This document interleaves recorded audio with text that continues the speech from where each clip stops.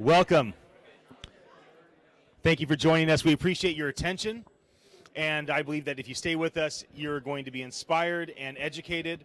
I have a half a dozen speakers that are here doing fireside chats with me.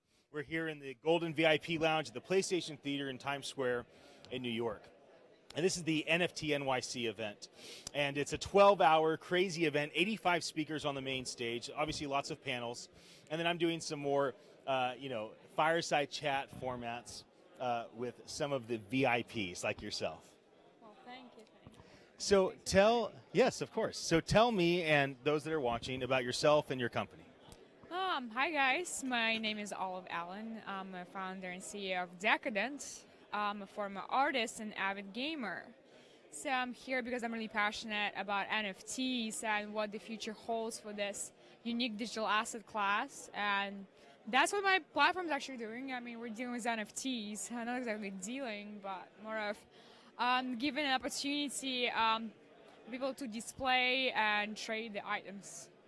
Okay, and your company is new on the calendar, but with the things accelerating so fast, you're already on pace for getting some things done. So tell me about what do you want to accomplish this year? Like December 31st, 2019, what would be the goal of your company? Well, find product market fit. That's key. For everybody watching and listening, you need product market fit. Don't tell the market what they need. Find out what they need and give it to them.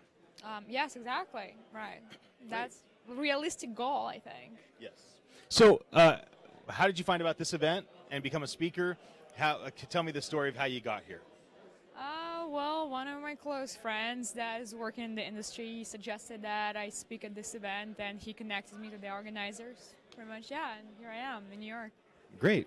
And how's the experience been for you? Has it met your expectations? Like, how's today been so far? Well, exceeded my expectations. In fact, I haven't realized there are so many people in New York that actually care about NFTs. I mean, everybody's here. And New York blockchain, everybody's pretty much like made an effort, came here today. Some people flew in, and there are tons of young, passionate people. It's like I'm pleasantly surprised. Yeah, I am as well. It's been great. Winter. It's a crypto winter. I mean, we all know that, right? Well, it doesn't appear that way here. It's oversold. Several hundred people are attending. 85 speakers. I mean, it's electric. It just is nonstop energy. Very, very fun. Definitely. It is fun, for sure. Now, as far as future events, what would you like to see the organizers of this event do in a season or in a year? What would you like to see Nyc 2020 be like? The exact same thing, or are there tweaks and changes that can be made that you like, oh, that would make it even better? Oh, well, in terms of event, I mean, they can always be better, but they can definitely be worse. I think this event is great. I think going down the line, I want to see more like enthusiasts not from crypto world, but from the regular world. People who actually make games, consumers, and like just enthusiasts. And I want to see more interactive installations. I think that's the key. But other than that, I mean, I love the conference. It's great. And tell me about your panel. What did you talk about, and how did it go? It was NFT gaming panel. We discussed a number of topics that, I mean, you can fit in 20 minutes, not much, but two important ones. So the present situation, the issues we're dealing with while building games or building platforms that trade the assets, and what we're looking forward and what the future holds. I mean, basically shared our predictions. Yeah. That's great. Tonight I'm doing the last talk about 2024, right? NFT 2024, right? The future of NFT, blockchain. And one of my goals was to talk with you and the other speakers and find out what you think about the future, so I could kind of absorb that and share that tonight. So NFT 2024, what do you think? What do you hope for? Wow, 2024. Actually, I'm very hopeful. It's like 5 years down the line. I think definitely by then NFTs are going to be a mainstream thing. It's going to be really an asset class of its own, and way more people being interested. I feel like this conference is going to be like way bigger, and I want to see a lot of. Well, no, I'm probably not going to be a lot of successful projects, but there are going to be several that made it big and really managed to engage the audience and make it meaningful. Yeah, that's great. Yeah. And one of the things I wanted to ask is there a question you wish I asked that you wanted to answer to make sure if there's anything you wanted to share, you have a moment to do so? Well, that's a tricky one. I think you covered it all pretty Okay. much. Great job. You did a great job. Oh, but well, yeah. you did a great job. Oh. I'm just providing opportunity for you to shine. Let me ask one other thing. We'll go back to go forward. Let's say 1,000 years ago, a queen gets a vision for a castle. Now, it might take 325 years to build that castle. That means the queen is committing her family and her people to generation after generation after generation of working with no benefit or payoff, right? That means that for hundreds of years, dozen generations, they're all going to, face adversity, face hardship, face trial, invest money, and never enjoy it because it's a castle for the future. What in your career is the castle that you want to build that you're like, I may never see the benefit of it because it may not be real until 2600, but it's something that's worth my energy, my time, my money to be a part of building this thing? Well, basically the better future, and I always dreamt of the virtual world where things are possible, when you can be whoever you want to be. It's sort of like Ready Player One Oasis. I think it's more than possible, not in 3,000 years, hopefully in 10, 15 years as it is in the movie. Definitely. That's one of the things. And another thing, I'd like to contribute to culture and culture of future generations. Art and culture are very important to me, always been, and whatever I do, I try to be mindful of that I'm creating for the future. It's not about right now, but it's for bigger, better tomorrow. Yeah. If you may. Yeah, that's great. Well, thank you for joining me for this brief interview. Thanks for having me. Yes, thank you for your attention. We're going to cut to a quick video and be right back with another interview. We'll see you in a moment. That was great.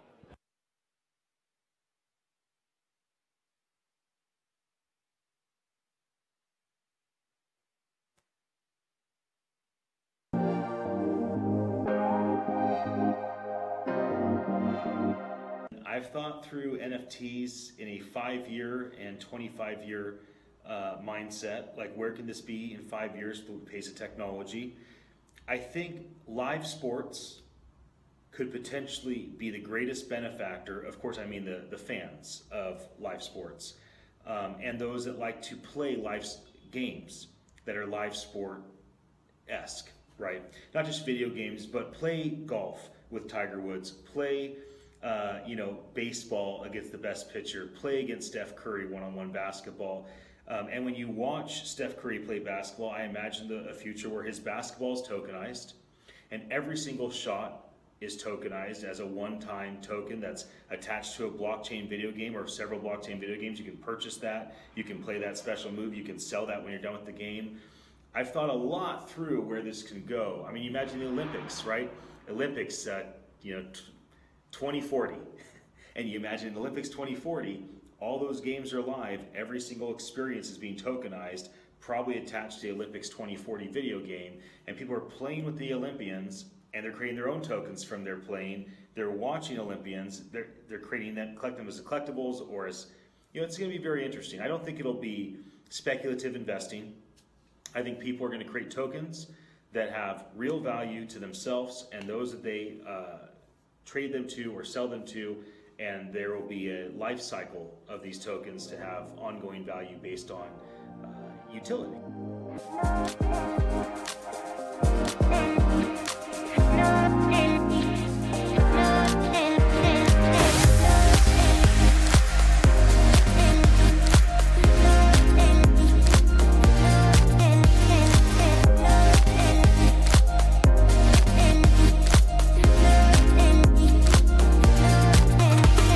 Welcome to the brilliant golden VIP room here at the PlayStation Theater. We are at NFT NYC. Having a great time. We are laughing and enjoying ourselves just as I promised to you. That's true. And this place is electric. There are a dozen hours we had to cram 85 speakers into the stage. Obviously lots of panels, and that's why we created this experience here to have more one-on-one conversations with the real VIPs like yourself. Oh, Thank you so much. So tell us about yourself and the company that you work at. Yeah, so my name is Leah Jonas. I work at Celsius Network. We are a borrowing and lending platform within a wallet. So we allow crypto interest, and we also allow you to take out fiat loans against your crypto. And we also have Sell Pay, which allows you to send crypto to anybody, even if they don't have a wallet, which is pretty awesome. That's very awesome. Yeah. Yes, and I met your CEO. Yeah. Amazing person. Electric is a great word, and I'm going to steal it from you because he is definitely an electric person and very inspiring to work with. So, tell me a bit about the culture that he's built and how he's empowered you and others around you. Yeah, I think it's a very important thing to any company, right? You hear culture over and over, and I've worked in tech for quite some time, and oftentimes it's a word that is just thrown out there as kind of a label. And Alex has been one of the first people that really showed me what that meant. He empowers everybody that he works for, and I like to say that he will give you as much. He almost believes in you more than you believe in yourself sometimes, and I think that that's so important because we actually have over 50% women in our company, and oftentimes I think that in the tech industry we're so underrepresented that me as a female, like I don't always believe in myself as much as I probably should. And he treats all of us the same, and not only that, but really gives you a lot of leeway to go after what you want to do, initiatives, projects. And I think that's the kind of culture that really matters. I've worked at companies that had like pool tables, and that's not culture. The culture is having leaders that truly believe in you and give you the empowerment to move the company forward. Yeah. Tell me about the culture of this event. Yeah. Right. I mean, you must have had expectations. Hopefully, they were met. Yeah. Tell me about what's this been like today. I think it's been awesome. What I really enjoy is that oftentimes we're in a bubble, right? I go to so many conferences where it's the exact same people, the exact same things being said, and I met so many people today that were interested in crypto, were not necessarily involved in it. A lot of people that were from overseas, and I think that is what you want to see because we need to be asked the tough questions. If everybody sits up on a panel and says like, awesome, you agree with me, I agree with you, let's go out, let's go drink, like whatever they're going to say. But I think that ultimately we need to be asked tough questions, and we need new blood, and we need people with innovative ideas, and that's really what I found here today, which is awesome. That's great. And what about future events that Peel Browser and OpenSea and Celsius put on? Yeah. Like in a season, in a year? Yeah. Of course, there's certain things you want to stay the same. Yeah. But other things maybe you'd like to see morphed or change. Like what would you like to see happen with NFT-focused blockchain events as time progresses? I would like to see more hybrids of blockchain and crypto being melded into mainstream conferences. I think you see some of it now, but in most cases you see like a blockchain panel. And it's not really being discussed on the main stage or being discussed amongst people that aren't necessarily involved in it. I would love to see, it not be a blockchain conference, but it be a tech conference or healthcare conference or an art conference, and there is a discussion around the innovative technology that's coming into that industry as opposed to us putting ourselves in a silo. Yeah, that's great. December 31st, 2019. By the end of the year, what are your personal goals? What are your corporate goals? Yeah. So I think that from a corporate standpoint for Celsius, we are really excited to introduce a lot of transparency. So obviously we do a lot of borrowing and lending, and we're really pulling back the curtain on some financial products that the everyday person doesn't get to see, right? And I think that it's our job as innovators in the space to produce transparency and actually show the everyday person, okay, no, we're not, we're not doing fractional reserve, we're not leveraging ourselves. We're really setting a standard and a precedent for what finances can be. So personally, not personally, actually, as a company, we're looking to create as much transparency as possible and really build confidence that way. Personally, oh man, I think it's so aligned with Celsius. I think that anybody in this industry can tell you that, your life is your work and your work is your life. We wouldn't be in this industry, especially now in the middle of pretty long bear market, if we didn't believe in this with our entire heart and soul. So I would like to see, the women or the industry have more women in it, have more diversification, have more voices, and I would love to kind of bring those in. And I think it is up to like other females in the space to kind of foster that and bring their friends, their networks, and their moms and their aunts and like everybody in. So I guess my goal would be to convert all the women in my family to crypto. That's a noble goal. I love that. Tonight I'm speaking about NFT 2024, 5-year predictions or 5-year aspirations for this industry. And I didn't want it to be about just what I thought, so that's one reason I set this room up, was to ask you and your peers, what do you think about the future of this industry, and what are you building toward, what are you hoping for, so that as I learn from you, I can hopefully share some of that inspiration with others? Yeah, it's a great question. So I think I see decentralization as a sliding scale, right? My personal belief is that you cannot introduce full decentralization and also garner mass adoption at the exact same time, because there's so many people in the general public that don't want to hold their own personal, like they're not ready for that responsibility yet.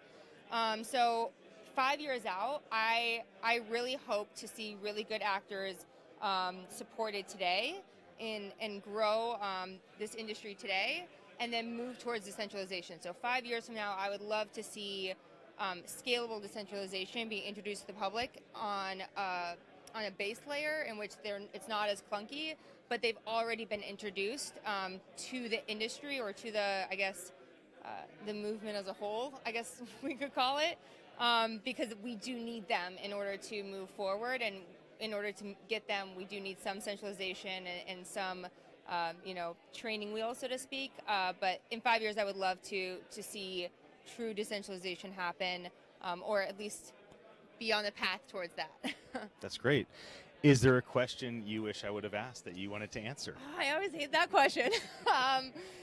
I guess it would be, I don't have a good question. I think you covered all of the really good questions in the industry. Well, let me take you back 1,000 years to bring you forward, and we'll end with that. Okay. So 1,000 years ago, a queen, or an innovator, or an artist, but we'll stick with the queen, right? A leader of people, a leader of a region. She may have a vision for a castle. Now that castle might take hundreds of years to build. She literally may be committing several generations to toil, hardship, sacrifice, and investment into something that they will never, ever enjoy. It's for their distant descendants, their region, their tribe, their people. And we don't necessarily have that mentality in today's fast-paced world. For you, for your career, for the legacy of your life, what castle do you want to build that you may never actually enjoy, because it may not see its full fruition until 2400? But what is it that would be a worthy pursuit for you to invest your life and career into? Oh, definitely the spread of wealth. I think that the huge amount of disparity created by the systems that we currently have in place, whether it's big data, AI, it's really, I think, fractionalizing, or it's fracturing our social fabric in so many ways. And I truly believe that this technology and what we're working on has the ability to raise up underdeveloped areas, underserved areas. I think that it's a fight that we're fighting. I don't think it's a given in any way, shape, or form. I think that every single one of us needs to be aware that we need to put our effort and our money and our kind of our heart behind the good actors, because it's not guaranteed. But if I lived out my entire life and I was able to, we were able to take Celsius to underdeveloped areas to do micro loans backed by, capital in the U.S. Regulation not applying, because obviously that's a hefty goal.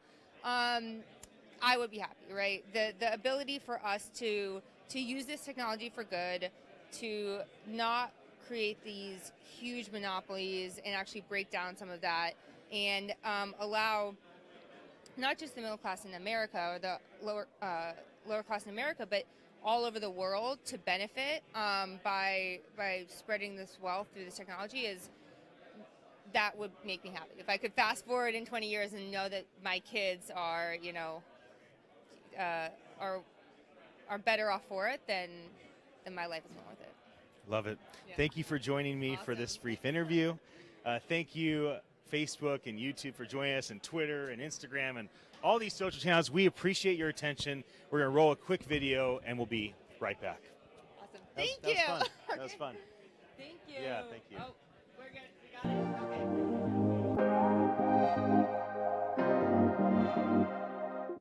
If you had to put on your futurist hat and just make some predictions, like what could the non-fungible token market be like in 5 years, like NFT 2024? Yeah. Okay. First of all, I'm convinced that NFTs in general are going to bring crypto assets in general to mainstream consumers, right? So I think cryptocurrencies are very hard to grab because when you talk about Bitcoin, you have, economic aspects, political aspects, a lot of stuff to really understand, cryptocurrency. When you talk about NFT, I like to call them crypto goods sometimes. It's more tangible, and you can have crypto goods that are officially licensed, for instance. So you have an emotional connection to them. It's much more tangible for mainstream people. So I think that NFTs are going to bring crypto assets in general to mainstream first. And 5 years from here, what I think fascinating, is the intersection of VR and NFTs. Like you walk, in Decentraland, you look at the gallery, you buy an NFT. I think that really the intersection of these two cutting edge technologies is going to produce endless applications and use cases and fascinating experiences for users.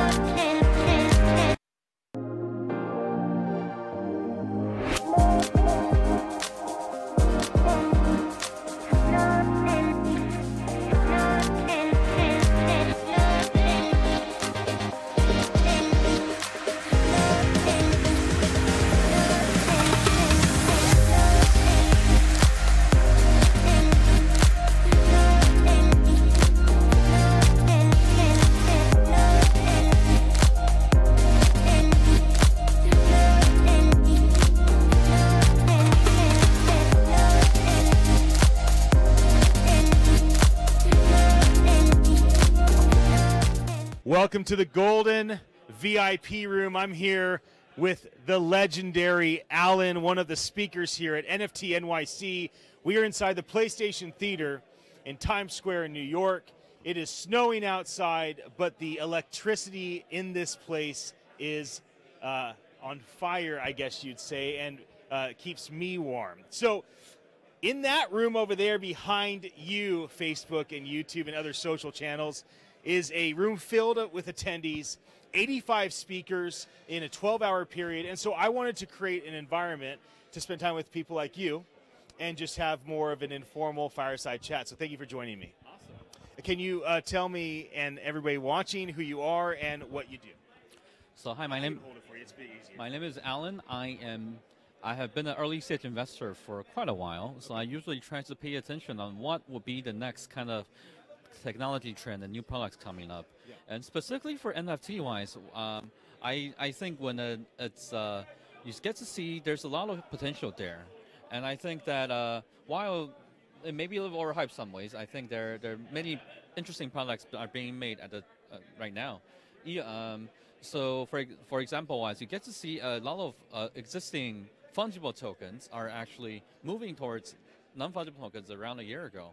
So one of the projects I was also helping, and but yeah, there's like for example, Decentraland eventually also issue NFT, and you got to see 0x are supporting NFT under version 2 last year at this time. You get to see a lot of interesting projects like Space Chain. They were kind of experimenting with something called CryptoTitties. I don't know whether you're familiar, but that you get to see a lot of these people who understand what are the cool things about NFT, and you also I started to pay attention to a lot of really cool projects that see what, like, for example, like NFT became popular after CryptoKitties, but you got their projects that are trying to focus on improving what CryptoKitties didn't do beforehand. So their projects are trying to create a better community experience and try to make the NFT itself to be more usable in games. So you get to see projects like Axie Infinity. That's actually one of the cool projects in the space. Yeah. We also back a company called Gods on Chain. It's actually, have you seen the game? Yeah. Yeah, it's one of the founders are probably one of the best in the space on how to understand the potential of NFT and create a business model, distribution mechanism, and products around that thing. And I think that there are more and more kind of players coming in now, but it's just interesting to see how people are taking this NFT to the next level. And a lot of examples I made earlier are games at the moment. I think that NFT as it's a lot of value. If it's tied to real asset wise, it's kind of just about the same, to be frank. So there's a lot of very cool, but I think that this year wise, we already saw a lot more crypto gaming company that are trying to taking advantage of this, and I can only imagine there being more of these cases coming up soon. Now, how'd you find out about this event? Why'd you come, and has it met expectations? So I have been actually involved with the past few major NFT events, but like the OpenSea guys are really impressive. They're really good guys in the space, and was able to join in and have fun, I guess. And this is a really cool venue. I think this interview is kind of interesting too. Yeah. I like it. I like that you're part of it. Yeah. So as far as this event goes, you've been a part of others. How would you like to see the NFT events evolve in the next season and year? Like when OpenSea and People Browser do another event together, let's just say NFT 2020, right? What would you love to see similar? Like, gosh, they nailed this. And what would you love to see maybe morphed or changed or added or maybe subtracted that you think would provide more value to the attendees and speakers? I actually think that this event is already well done. I think that the industry is so growing. I think that, I don't know, it's a pretty well-run event. I think it's just how do we help support the industry moving forward, and then that will naturally help the event bigger and bigger. Yeah. So again, this is already a well-done event and interview. So, yeah. What kind of deal flow are you looking for? You're early-stage investors, so which entrepreneurs or teams are you looking to get to know and talk with? And for NFT specifically, or for it doesn't have to be. I mean, obviously, it'd be better for you to talk in the blockchain sphere, but NFT is closer. But whatever, I don't really care. I'm interested in what you're looking for. So I think the best projects are the ones who understand, are building the product but who wants to build a specific product, but also are building the infrastructure around it. Those are the most likely companies who will become successful long run.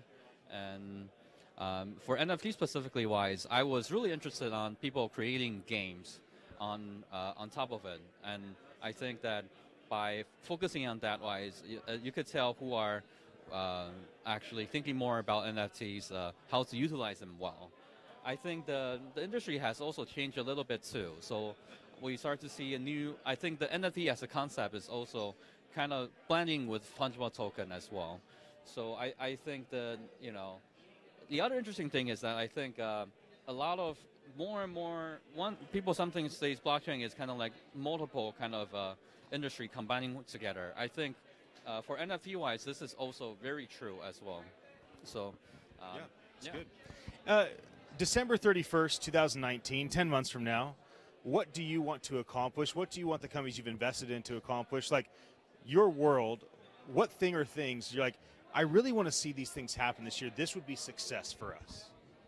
What do I want to see? What do I imagine will be successful 2019? Just this year. Yeah, this year. What's your hope for this year in terms of what would be success for you your company, your investments, your like. Just I'm trying to get an idea of like what's the focus for this calendar year. This calendar year, I guess, is breaking through. Breaking through. I guess a lot of projects are breaking through right now. Yeah. So it will be interesting to see how, by the end of the year, how much that breakthrough would affect the space in general. And I am sure that everyone learns from each other. So maybe that will have a viral effect coming up soon, and will be interesting to see. To be frank. Yeah. Now, is there a question you wish I would have asked that you wanted to answer?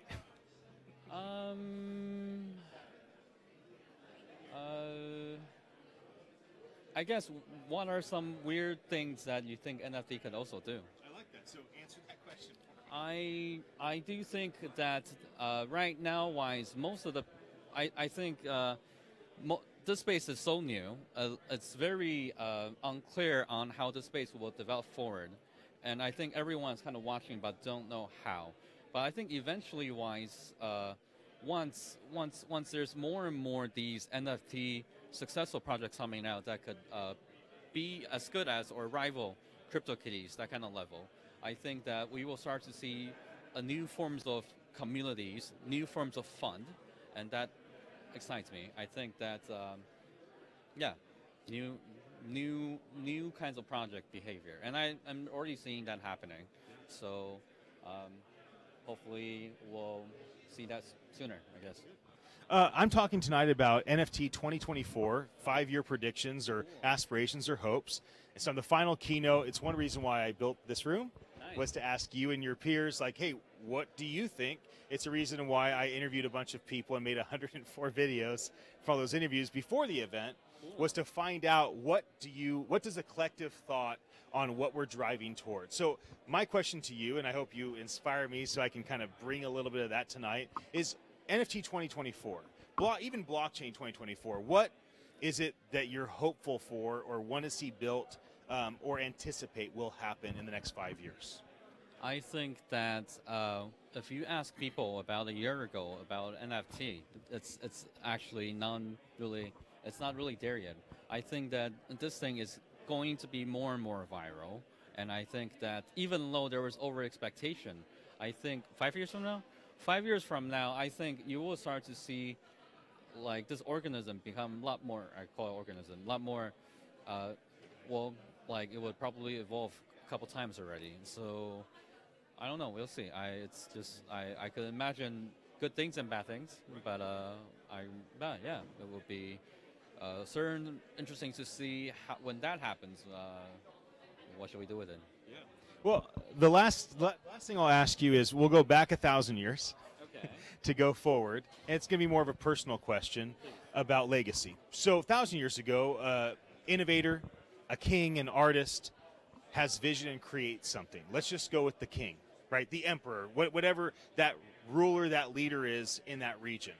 And they have a vision for a castle. They say, I've decided we're going to build a castle, we're going to build a temple, we're going to build something of great significance that will take centuries to build. That leader is making a decision to not only invest his life, his people, his time, his resources, face adversity, and overcome hardship, but it's for generations and generations from now that will ever enjoy it, right? 300 years to build the castle as an example. For you in your career, what type of legacy are you trying to build? What are you willing to invest your life, energy, and time into, even though it may never come to fruition until 2300? Like, what's the big thing or things that you're going after, but you're like, I mean, I know that's like a far off distance, but it's still worth my career and my energy, my investment to try and get there eventually? This is a really interesting question about, I guess, that goal, but I'm going to randomly talk about, if you look at one of the people who can actually preserve history the longest is Egyptians. Egyptians built pyramids that actually still last a very long time. I think at the time-wise, they were obsessed with being eternal, the concept of eternal. And I think that a lot of things we build, if you strive for that vision, I think that actually could be more of that. And I think a lot of people in the space-wise, sometimes they look at things from a too short-term perspective. But at the same time-wise, you also have to keep that execution. So What do I see a lot of good people in the space that have that kind of like execution and vision, and I hope that more of these people are not being ignored by other kinds of people in the short who are so. That's great. Well, thank you for joining me for this brief chat. Thank you for tuning in and giving us your attention. We appreciate it. And we're going to roll a quick video and be right back with another interview. Thank you. That was great. Yeah. Yeah, thanks for joining me. How was it? Good? Bad? Yeah, oh no, you're great.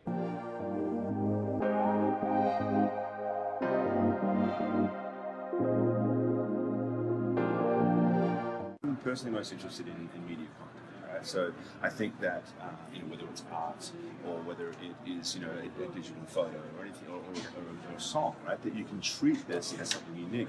What's really interesting is if you think about the old days, if I had an LP, physical record, if I wanted to, I could sell that to you. Right? You might not buy it, but either way, we reckoned it, and you can sell. You can take a book and you can sell a second-hand book. In the digital world, we couldn't do that because at least up until now, because it was recognised that it could be ultimately regulated. So that's when we brought the digital rights management into the system, and the entire model got built around litigating against abuses of people's copyright. Now we can represent, right, in the same way that an LP is a physical asset, a unique digital asset. I can sell that to you. Yes. And you couldn't have it before. That to me is the power of a non-fungible.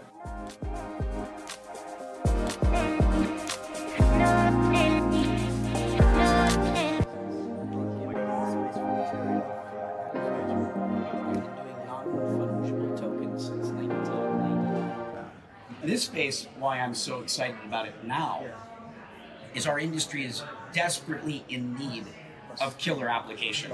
And so my focus is in this area and the handful of others where I envision near-term, practical, scalable use cases for blockchain. So I'm all in on NFTs.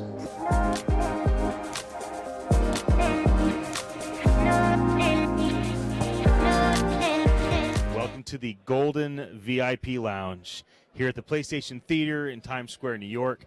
This is Nyc, and the purpose of this conversation is to have more of a fireside chat format with the VIPs that are attending this event. Several hundred people have registered. It's a 12-hour event with 85 speakers, so you can imagine for those that are watching on YouTube, Facebook, Twitter, and Instagram, maybe tuning in through LinkedIn through a share, this is a jam-packed experience, and so this creates a little bit more of an opportunity to get to know each person individually that we are able to bring in. So please tell me and those watching about yourself and what you do. Sure. My name is Rish Lotlikar. I'm the co-founder of Superworld. Superworld is a social augmented reality platform that's on the blockchain. Great. And how did you find out about this event, and why did you come? I really came because I understood that NFTs are really a very interesting class on the blockchain, and we're doing an NFT product at Superworld selling digital real estate. So I wanted to come here and meet other partners and investors and others in the community that could really help us kind of further develop what we're building as a product and meet others that are doing the same. That's great. And how has this met expectations? Like, you must have come here with hope, expectation, what today would be. What's the experience been like for you? Yeah, it's been great because I think this is the epicenter of this field right now, and you meet a lot of the people that are innovating in the NFT space, and so for me it's been very educational, very inspirational. Got to share a lot of stories and learn from each other, and we're raising capital right now as well, so opportunity to meet investors that we can talk to, so it's been good. That's great. Yeah. And December 31st, 2019, so the end of this year, what do you want to accomplish? What would make this a successful year for you and your company? Sure. So we're selling digital land in Superworld, so users can buy digital plots of land and therefore share in any augmented reality advertising or transactions that happen in the land that they buy. We're seeing really good user activity. So, all of Times Square is already sold. So where we're standing has already been bought by someone. Lots of Austin and LA and London and Hong Kong is being bought up. So what we'd like to do is sell more of the world and get the word out that superworldapp.com is where you can go and buy digital land. And we're creating a monopoly in the real world. So you can buy and sell that land. And it's all linked to our ad network. So what we'd like to do at the end of this year, by the end of this year, is sell a lot more land and get more people on the platform. Great. What question would you have liked me to ask that I haven't asked that you wanted to answer? Sure. So, I think that what I'd like to tell you is, what the vision behind Superworld is. So what we'd like to do is, create a world that is very personalized to any person that's on the platform. So basically, you're creating a world that I can experience. I could walk around New York and see things that you've left for me. I can also enter brands, so I can see Nike's world, or Ford Motor Cars world, or any world for that matter. And so there's an opportunity in augmented reality and the use of an NFT on the blockchain to bring all those things together. So now you can actually own parts of that world, and it's all decentralized. So that's the beauty of it. That's awesome. Tonight I'm speaking about NFT 2024. It's kind of the final keynote. And one reason I set this room up, and one reason why I interviewed a bunch of people before the event, made all those videos, was to find out from the VIPs, the speakers, and all of your peers, like, what do you envision 5 years from now? And then kind of collect all that information and try to deliver it in a very concise way that will inspire those that are involved in the industry. So NFT 2024, what are you hoping for? What are you building toward? What are you predicting in the next 5 years? This is a very interesting class on the blockchain of products, and I think NFTs are going to become very mainstream. And like any digital collectible and any collectible before that in the more traditional sense, I think that as more adoption takes place, as they enter the mainstream, I think the word NFT might even become more normal in our vernacular. So it would just be like I own the digital land, and you don't even have to define it in a technical way as we do now, because it will become so mainstream and so understood that it becomes part of every conference, everything. So I think that's kind of where we're going. And with Superworld specifically, we're kind of integrating all of those elements. So it's not just land, but we want to be able to incorporate other digital products into Superworld and things in the future. Okay. So the last thing I'll do is I'll take you back 1,000 years to take you forward, and really try to get into a legacy mindset. So here's how I'll frame it. 1,000 years ago, or as many millennia as you want to go back, the great leaders of the world, let's say the innovators, right? The kings, the artists, the emperors, but let's stick with kings.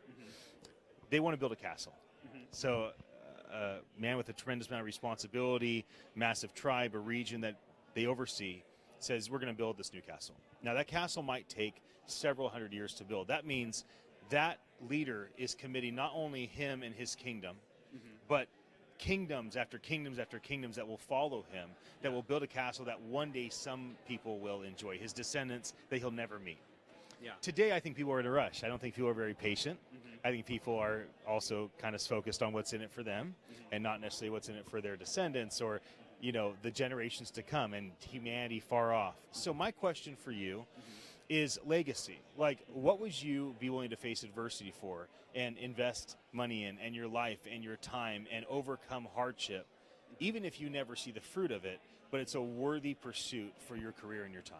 Yeah, I think that's kind of how we feel about what we're building at Superworld. Is, again, we're wanting to build a world that and everyone can enjoy in their own personal understanding of what that is. And we're very committed to that mission because, I think the opportunities utilizing XR, AR, VR, MR, all these new technologies around us on top of blockchain can give us that flexibility to, have that, utopia or whatever we imagine that we want to create, whether it's education, whether it's, entertainment, whether it's lifestyle kinds of things, anything you want.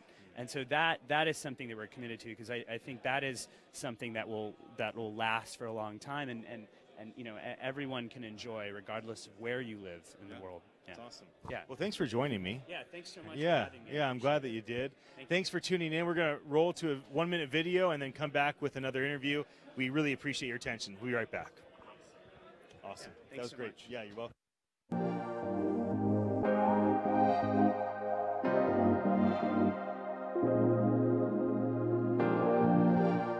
Well, my name is Nyc, and I am hosting a brief interview for Nyc.Nyc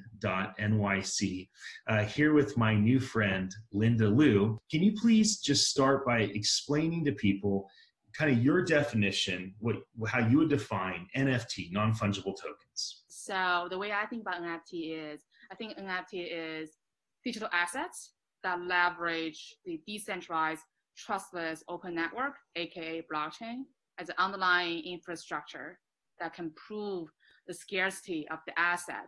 Tell me about the event. The event is at the PlayStation Theater, New York Times Square, and it's going to be on February 20th. Yeah, I think personally, I'm just very passionate about knowledge sharing, and I'm also very passionate, obviously, about blockchain as a technology that I think is going to impact us for the next 30, 40, 50 years or 100 years, who knows. It's fun just to be plugged into the community and this gathering, and just to network and to meet with people who are passionate about blockchain and NFT.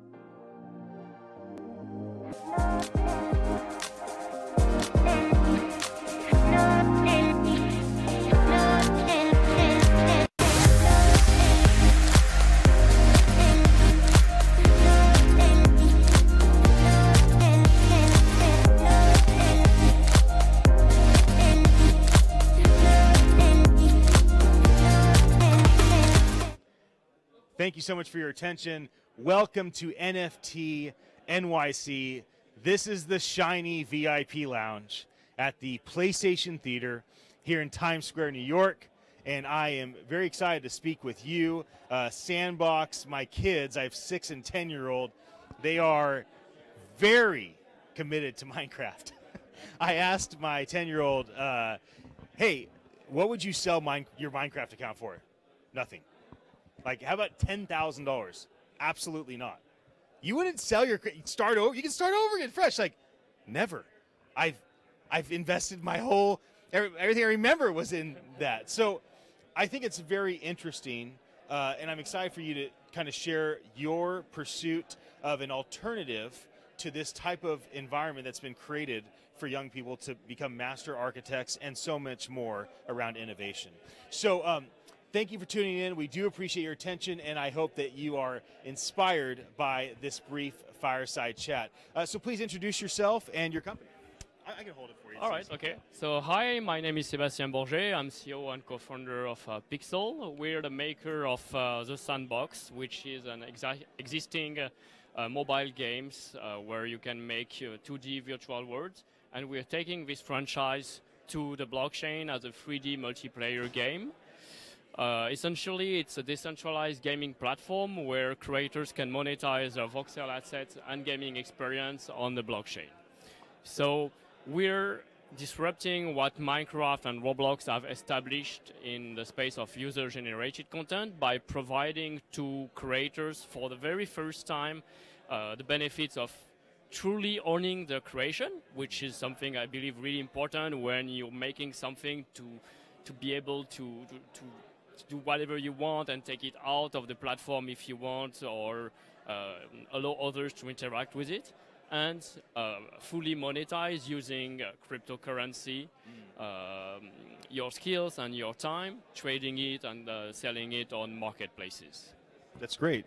December 31st, 2019, 10 months from now, what thing or things do you and your team want to accomplish this year that says, if by the end of the year we accomplish this, it really was a very successful year for us. This is our pursuit and our goal. So already we've launched, our ecosystem has three main components. One is an NFT builder, the second is a marketplace, and the third one is a game maker. Last December, we've launched the voxel editor at voxedit.io.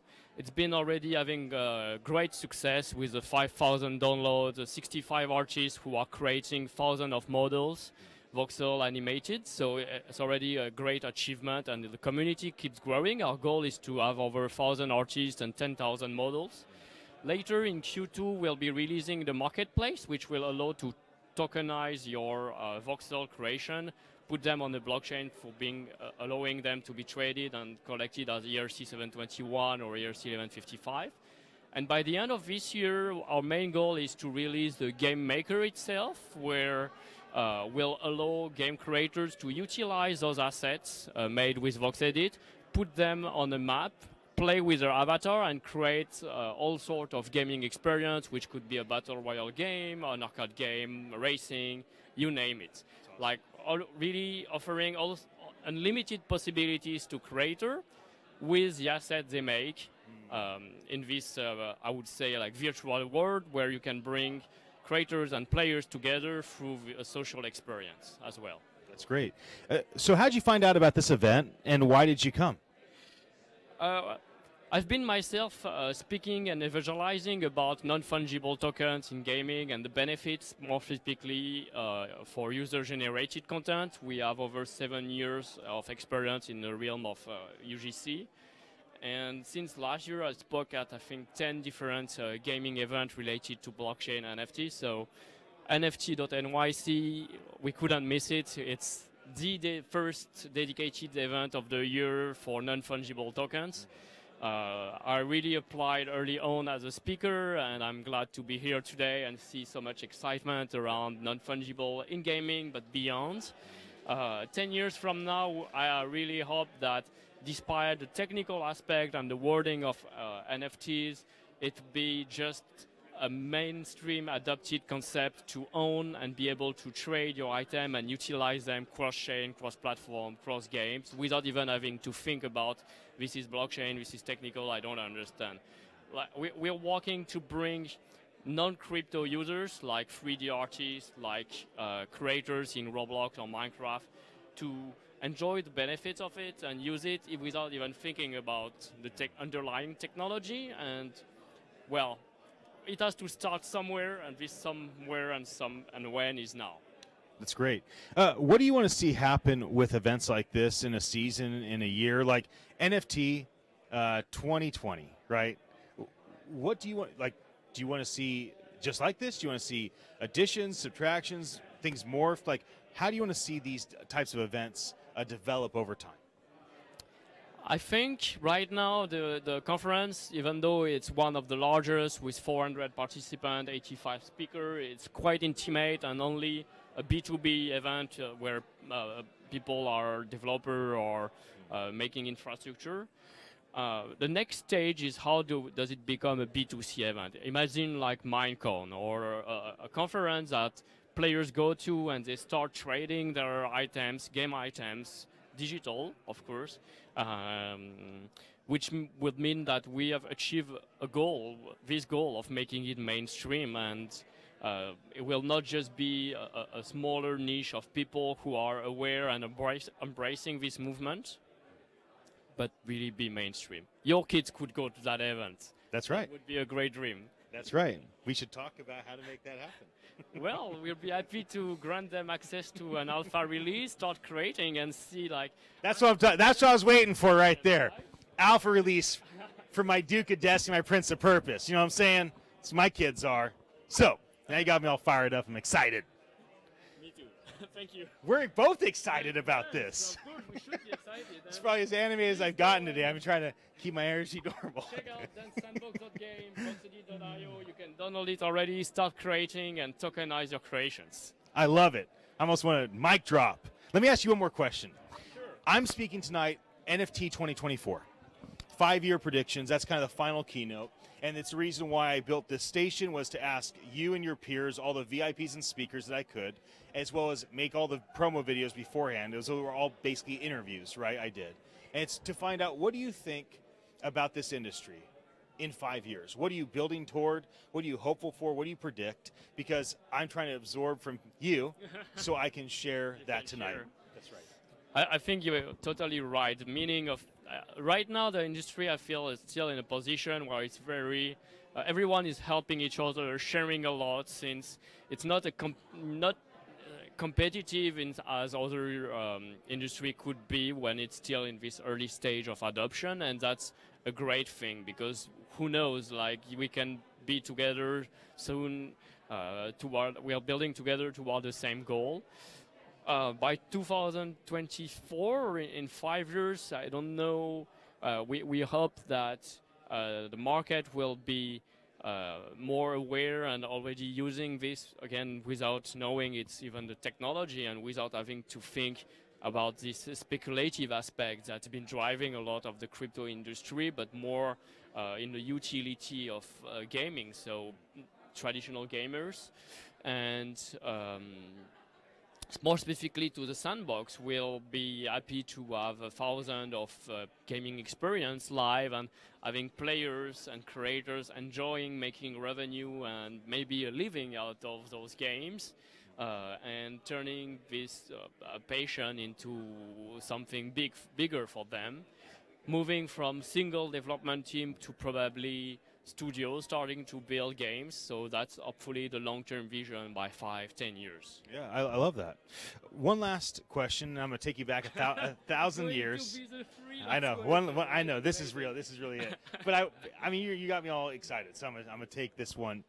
So thousands of years ago, leaders. So whether they're artists, kings, innovators, emperors, but the people that were real leaders, they would have a vision and they would build for things that they would never see. Right? Like if a king builds a castle, that might take several hundred years. That means he's committing his kingdom and all the iterations of the kingdoms for generation after generation. He'll never see it. His grandkids will never see it, but he still goes through the hardship, overcomes adversity, makes the investment of money and the time and his people to build something for the future. Mm-hmm. Today, I feel like people in tech are very impatient. It's my biggest concern with the tech world. And because of that, I want to ask you about legacy. What castle are you building? What castle do you want to build with your career and with your time?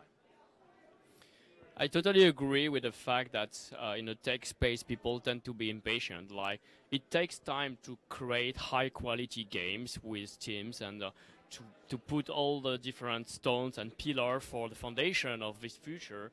And so the investors in the space seems to be missing the point that they need also to trust teams like ours to build that vision for 10 years or more, which could be thousands of years if you put it on the scale of the digital tech space. Still, I think the legacy we want to put in place is we've had already millions of creators making something like 70 million words on Sandbox for the past 10 years. And I'm looking forward to have like 100 million of creation that will exist forever on the blockchain and be also interoperable. So eventually it's just the beginning of something bigger that I cannot envision yet, but other developers will appropriate and create even more interesting things into this virtual world. So in a way, like the biggest, most ambitious project are sometimes they go beyond what the original founders could imagine. And we're community-based, so I want to see the community appropriate what we are building and create on top of it. Thank you so much for joining me. Thank you. That was fun. Thank you for tuning in. We're going to go to a quick video and come right back with another interview. That was great, man. Cool. Yeah, I really enjoyed that. And I'm going to take you up.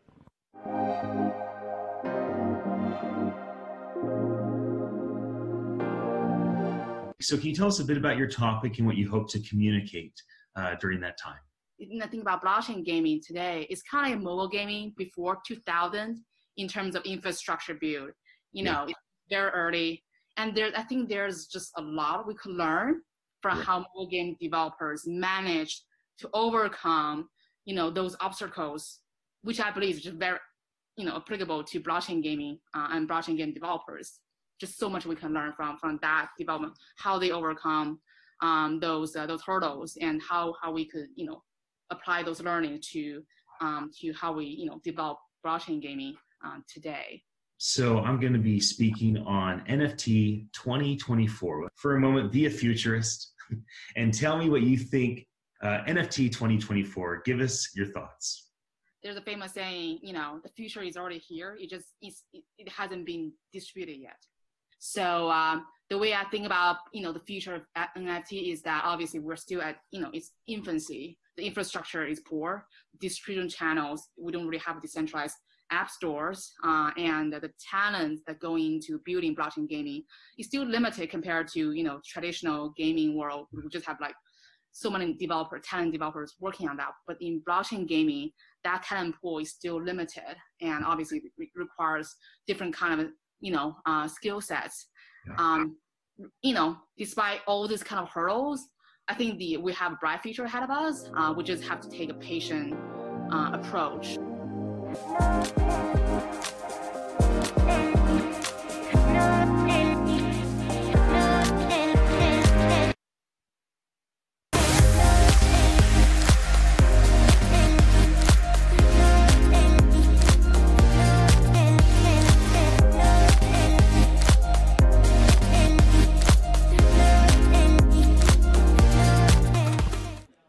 Welcome to NFT.Nyc. We are here in the golden VIP lounge. It is so shiny here at the PlayStation Theater in Times Square, New York. And I'm very excited that you are giving us your attention. And I want to introduce you to one of the VIPs, one of the people that are here that are making things happen in the space of NFT side of blockchain. And the purpose of this is that, gosh, there's several hundred people that are registered here. This place is electric, and there are 85 speakers, and so there's not a chance to really get to know people as well as this type of format. So please tell us about yourself and your company, and we'd love to get to know you. Sure. So my name's Chris Robinson, and I'm the community manager at Horde. Horde is a company that's working to create true ownership in video game items inside of the video games. So we do that through our free and open source SDK. So that's the short answer. Yeah. We have a few different products and things like that, but we got to speak here today about from true ownership to mass exodus, sort of the idea. That seems like a path that's going to be taken one way or another. Yeah, I think so. So how'd you find out about this event, and why did you come? Yeah, sure. So I was also speaking at Nifty, which was in Hong Kong earlier last year. Yeah. And Jody was there with Alex and Devin from OpenSea, so they were chatting about putting on this event back then, so I was aware of it, just kind of watched the conversation unfold and reached out to Jody and got connected. So yeah, that's great. And how has it been? I mean, met expectations? What's the experience been like today? Yeah, it's been good. I think the NFT community is pretty open-minded in terms of like blockchain in general and like what the potential is. It's a lot more creative and open to ideas that maybe aren't as robust as like the decentralized finance stuff that we're so used to. So it's cool to be around that creative environment, kind of see people collaborating in ways that that are exciting. So yeah. And how about future events like this? What do you want to see them become? Like, what's your vision for NFT.Nyc 2020? Yeah, I want to see stuff that is really interactive and experiential when people are there. Like, we're all talking about creating these virtual worlds and these virtual experiences that are going to mean something to our real lives. And getting people together who are involved in the space in one place to actually be able to participate in it and experiment in that way, I think is the way we're going to find out what works and what doesn't, especially in the early days. Right. So, yeah, that's what I'm looking forward to. And for your company, December 31st, 2019, the end of this year, yeah. Like, what thing or things do you and your company want to accomplish this calendar year that you'd say at the end of the year, gosh, that was a real success this year? Yeah, integration with games. So our SDK is going to be free and open source. That comes out in probably about a month. And we have some games that have been backlogged, like in our alpha stage, in our private alpha program. So those are going to be ready to go. We'll probably be able to release, I'm expecting, like one a quarter, which should be pretty exciting. But we're hoping that as we get those sort of out there, that there's going to be other projects that start building with the SDK, maybe without our help. Of course, we're willing to help, but yeah, just hoping that it builds momentum. So that's the biggest thing, yeah. Okay, great. And is there a question you wish I would have asked you that I didn't? Is there something you want to tell us that I didn't set you up to do so? Oh, man. I guess We could talk about like some of the. I like the question, like what you think is going to happen, like in a couple years out. Yeah. We could probably even take the whole industry in that direction, kind of like go deep into the future. Yeah. So for context, for those that just tuned in, I'm speaking tonight, doing the final keynote called NFT 2024, kind of 5-year predictions of this industry, and I'm seeking you and all your peers to kind of inspire me so I can absorb everything and then bring that tonight. So let's go out. Like 5 years, what are you thinking for this industry? 5 years, let's see, probably, I mean, 5 years out, we're going to see people caring a little bit more about the collectibles. I think realistically what we're going to see is we're not going to see like super complex economies in games yet. I think that's actually super hard to do and takes a lot of time, and it's almost an emergent property out of video games and virtual worlds. But what will probably happen for starters is we're going to have something that will look like a true ownership minimalism, where it's worth just tokenizing the stuff in the games and allowing the players to sort of figure out their own institutions that are very ad hoc. Because when you look at video games now, the most interesting content is the stuff that players come up with on their own. It's stuff that the designers left out, they forgot to do. They never thought that players would need that. And the players kind of come together and they say, hey, maybe we should do this ourselves. And so I think just getting assets in the hands of players is going to be critical, and they'll start opening up their own smart contracts, and we'll see the starts of probably some kind of really rudimentary like governance models that eventually I think will be extrapolated out into the larger blockchain ecosystem. But I think we'll see the experimentation there in video games, and so yeah. That's great. And I'll go, this will be a final question. Yeah, sure. Let's go back, way back. Yeah. To a different time where people had a different perspective, maybe more of a legacy perspective, right? So whether it's an artist writing a book that went on for millennia to make an impact, or it's a painter that paints a painting that, right? They never saw really the fruit of that painting being sold for $100 million, right? It was the investment of their life and time that was manifested over time. But the easiest one is castles, right? So if you take the kings of old, they would have a vision. We're going to build the castle on this hill. That castle might take several hundred years to build. So they're committing their life, their grandchildren, their great-great-grandchildren, and they'll never actually see that castle. They'll suffer for the castle. They'll give their money up for the castle, their people up for the castle. They'll face hardship and adversity for the castle. But it's all for the vision of what is to come for their region, their people, humanity, whatever.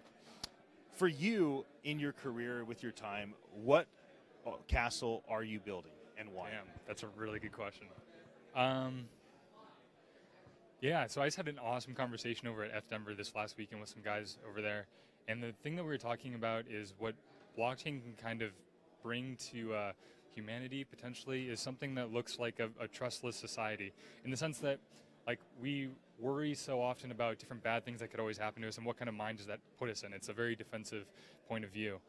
And so by building systems that are slightly more robust, more democratic, more fair in some sense, where we feel trust in it, or we don't even have to feel trust, I guess, it works.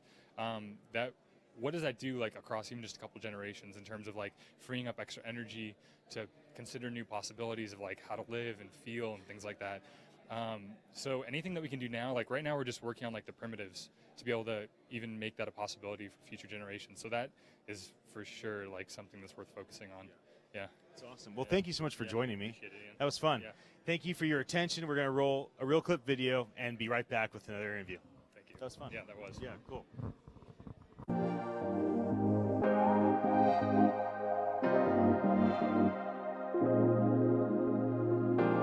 Tell us a bit about your talk. So the talk is called Licensing NFTs, Lessons Learned from Working with Real-World IP Owners. So tell us about that talk and what you hope to communicate as you're on the stage. So I've been doing licensing for a very long time, and I've worked with over 100 different brands in the digital space. So I have considerable amounts of experience licensing goods for a traditional virtual environment, which typically means a 1 week or 1 year or 2 year integration. And now we are in the realm where when you license something, what do you do? Because on the blockchain, it lasts forever. So we have all these new interesting problems, and we have all these different ways of constructing deals and making sure that it makes sense. And so I'm going to give a little bit of a peek into what does licensing look like for typical virtual goods, and deal in the blockchain space, and what type of things should I be including in those deals because they are different.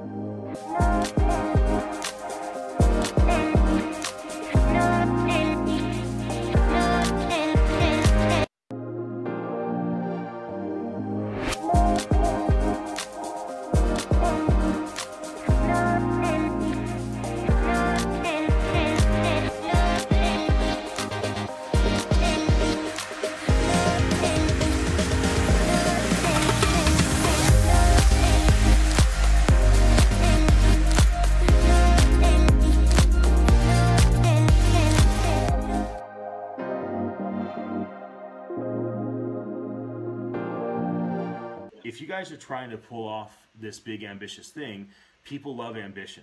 So always lead with, our goal is to get 1 billion people to buy and sell NFT, because most people that are super successful are only motivated, like really motivated, if it's huge. And it's either impacting 1 billion lives, selling 1 billion products, making $1 billion.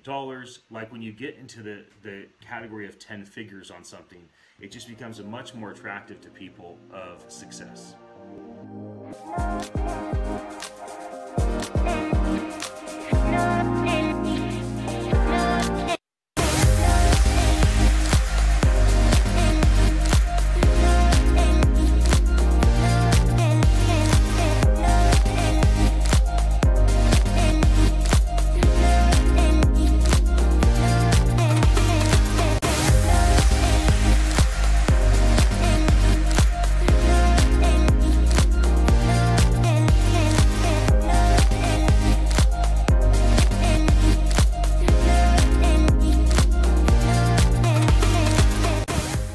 Welcome and thank you for your attention.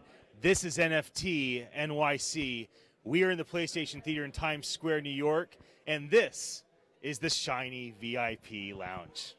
I have Ray with me, one of the speakers, one of the VIPs here, and I wanted to grab you and invite you to come in so that I and the folks that are tuning in live stream and maybe the archive can get to know you and what you do a bit better. And so please introduce yourself and tell us about what keeps you busy during the day. Sure. Yeah, I'm Ray King. I'm the CEO of Top Level Design, and we are the registry for .design, .wiki, .inc, and as of last week, we won the license to also be the registry for .gay, G-A-Y. Yeah.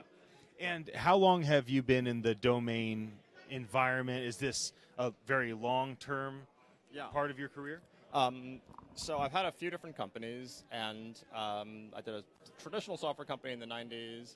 I was in the domain space from 2000 to 2006 with a company called Snap Names. We help people acquire domain names that were dropped by other people, like get first in line kind of thing. Sure.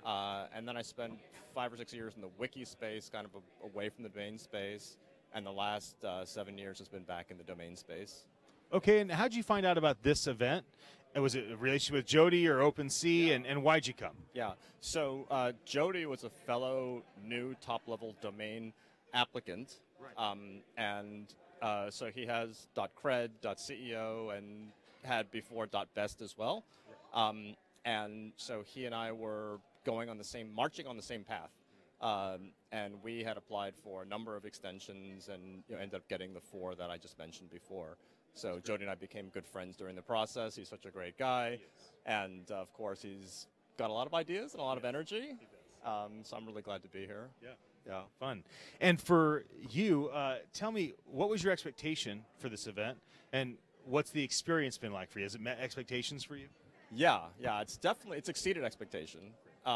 So I'm probably a little different than most of the other folks in that I'm not really in the NFT space, right? I'm really the domain guy, and I was just on the panel discussing blockchain domains. So I come from the traditional ICANN approved process, and what's really interesting about domain names is that they're unique assets. So in a way, they're very close to the NFT space in the first place. But the question really is, could you use blockchain technology to kind of, launch a new extension without going through the ICANN process was, a little bit of the focus of our panel, and that is a very high mountain to climb. Very. For a lot of different reasons, because there's so much existing infrastructure. You're talking about like replacing, $100 billion industry. It's not like they're playing the game. Right. We're really talking about, major surgery on the way the system works. That said, it's a really neat idea.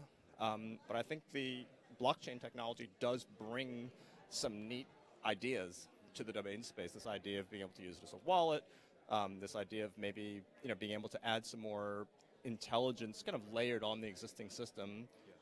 So I guess the question is, what can be layered on versus, can certain pieces be replaced in their entirety? And I'm not quite there yet on the latter. Okay. Yeah. Well, I mean, nobody really knows. It's true. Yeah. And I think that the people that have the strongest vision will drive toward making that a reality. And so that's why speaking about the future is always compelling for me. Tonight I'm talking NFT 2024. Okay. So it's the 5-year, either you could say predictions or you could say just hopes for this part of the blockchain industry. And what I chose to do is interview as many of the speakers as I could before the event. It's all the videos you see on the reel. Okay. And that's why I set this room up, was to find out from you and the peers here, what do you believe this industry could be, should be, you hope it will be, you're driving toward this, manifesting this in the 5-year period. NFT 2024, what are your thoughts? Well, I just, listening to all the sessions today, I was, the thought that kept coming to mind for me was that you end up accumulating NFTs, right? And you've got this thing, and it kind of tells a life story after a while. And this might sound a little morbid, but I thought, well, maybe one day, when I die, I'll pass that along to my kids, and they'll pass along to their kids, and then at some point in the future, you might be like, oh, you can kind of dig into the history, and in a very, kind of rich and different way than we've been able to do in the past. So I thought that was kind of a neat vision. Yeah, yeah. It is. That's very cool. As far as, is there a question you wish I would have asked that you wanted to answer? Tell me. Now's your chance to ask your own question and answer it. Yeah, that's a good question. I think with regard to domain names, do you see the how much of the existing internet infrastructure do you see maybe going away with either blockchain or NFT technology? I want to know your answer. I'm the listener. Oh, I thought you said a question that I should ask you. No. What question should I have asked you? You answer that question. Yeah. I think it does. And learn. I think it takes time for things to change. Okay. But I think the idea of being able to exchange value and put contracts in place, especially like when you sell domain names, for example, it's actually very difficult to like rent a domain name or to have an agreement where people pay over time, because it's just difficult. It is. And yet a domain name is a purely, it's a digital asset. So we should be able to govern those things more easily. So I think that will be greatly aided with blockchain and NFT technology. Yeah. I mean, I will answer the question. I have over 100 social media sites. Really? Or accounts that I've built. Many of them have over 25,000 tweets or posts or whatnot. Nice. I've bought and sold. I haven't sold very many. I've bought, hundreds of domains. Usually I just let them expire. I'm like, I'm over that idea. But I have several dozen. And so I certainly see the connection of a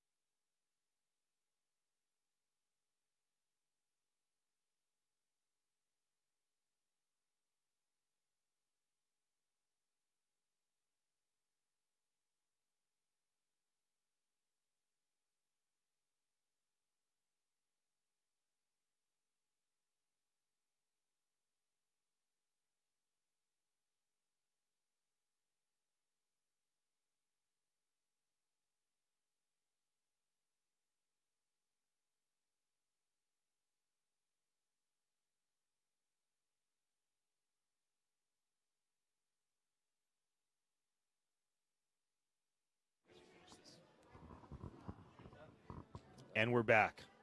Thank you for your patience and your attention.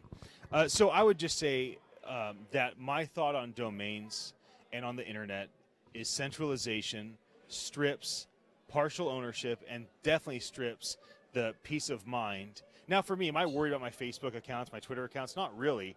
But do I think I'm going to pass my Facebook and Twitter URLs and accounts that I've spent countless amounts of energy onto my great-great-great-great-great-great-grandkids? Very unlikely. Right. Now, if you take social sites and domains and you think about them as NFTs on the blockchain, that's a much more stable opportunity that would allow me to feel some sense of like real worthwhile investment to build things for a legacy perspective, because it's decentralized and there's just a lot more trust and authenticity because of it.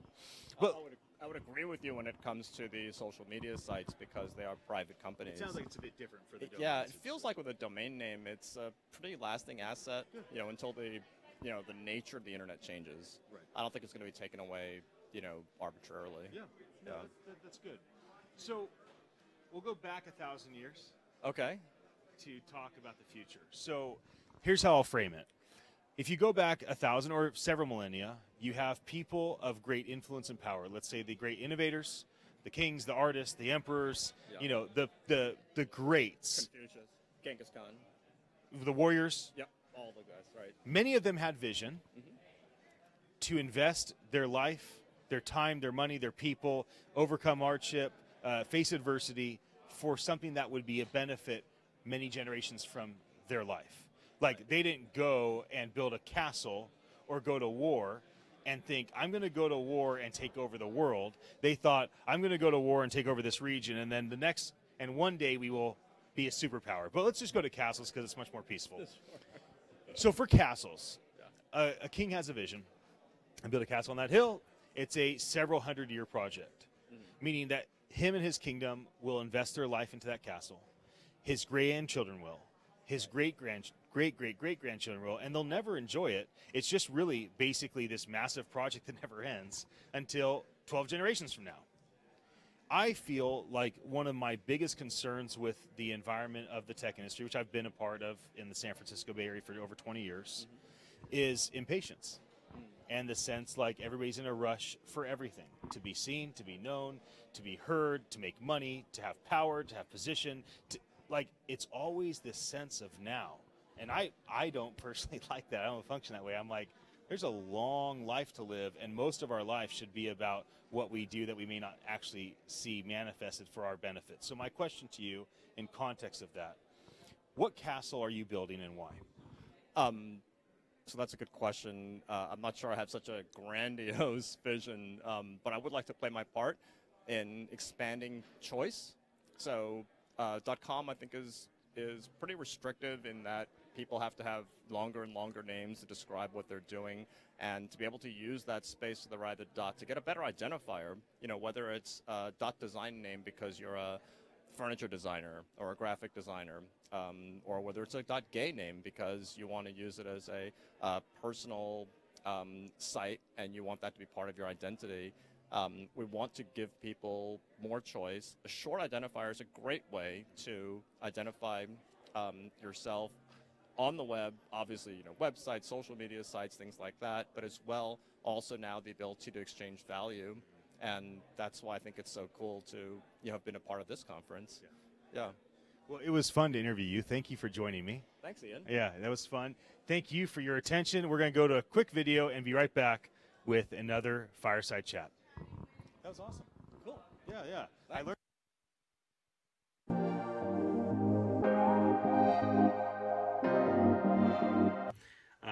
What do you project for the non-fungible token market, products, enterprise solutions, just consumer experience? Like if you said NFT 2024, 5 years out, how would you cast a vision around that? So I think that we need to demolish friction. We need to make all the friction be a thing of the past, and we need to make it so easy that with the swipe of a finger, you're engaging in this ecosystem that the technology is seamless. And so we're not there yet. I think we're getting a lot closer. And I think the more that the benefits are felt from the blockchain and the less that the friction and the pain points are felt, then that will be really progress. And I think by 2024, we will be there.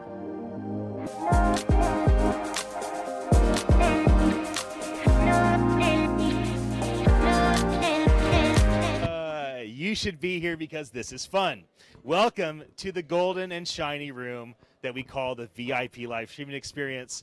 I am with my friend Tara.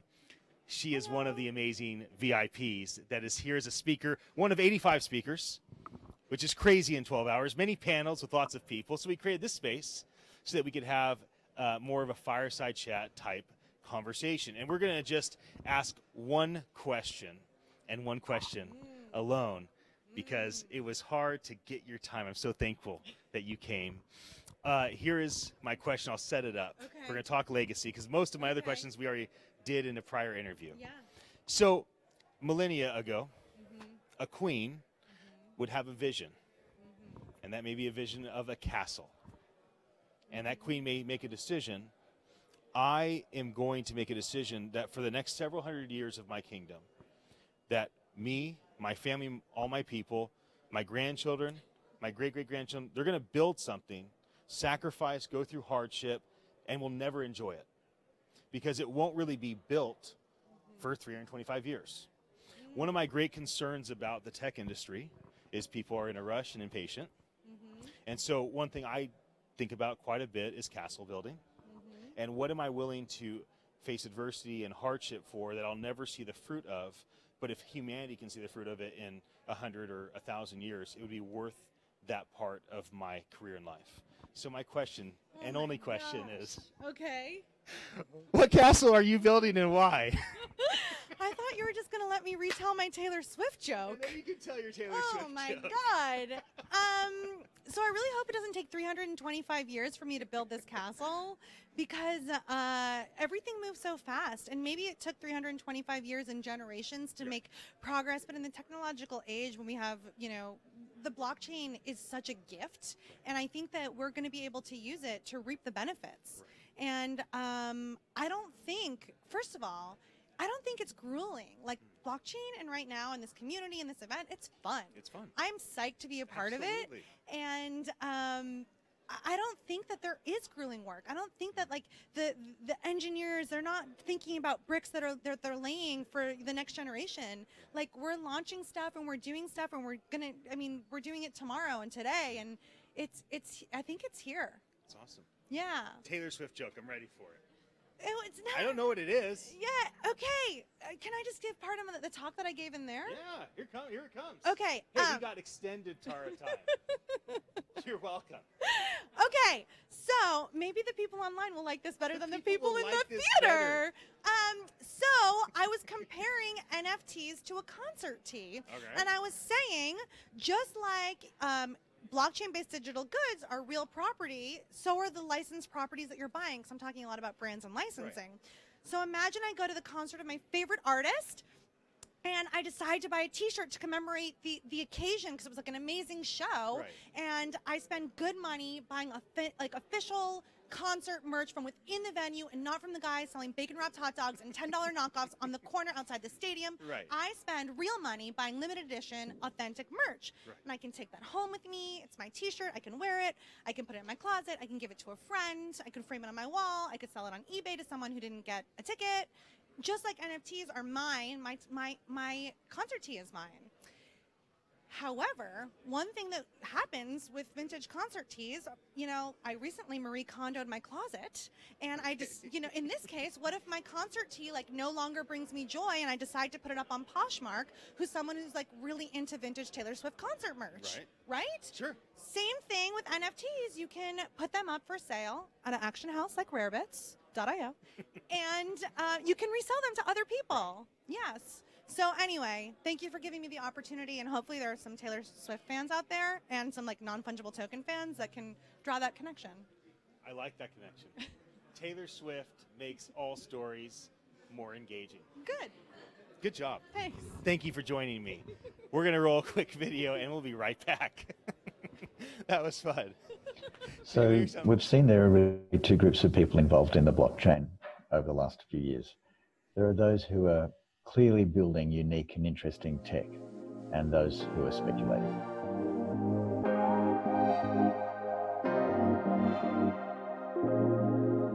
And we'd like to see the heroes as the people who are really building amazing tech that allow small companies to publish applications on a distributed platform that persists for a very, very long time. And I mentioned earlier that there are many consumers who will only buy brands that they feel will be around for a very long time. And when you build an application, a non-fungible token or an application on the blockchain, what you're actually doing is you're building something that's going to be around for as long as the blockchain is around. And we believe that's going to be for a very long time. Blockchain is unique because it exists everywhere and nowhere. It exists on many, many servers across country boundaries globally. And we're now starting to see applications like coin.cred, which allow people to take their own digital asset. It could be my artwork if I'm a Portland artist, coinify it on the Stellar and Ethereum blockchains, and then send that artwork out to my fans, my followers, and get comment back from them on the blockchain. And why is this amazing? It's amazing because I don't have to rely on a social network that I don't own or a social network who's been selling my content for a very long time.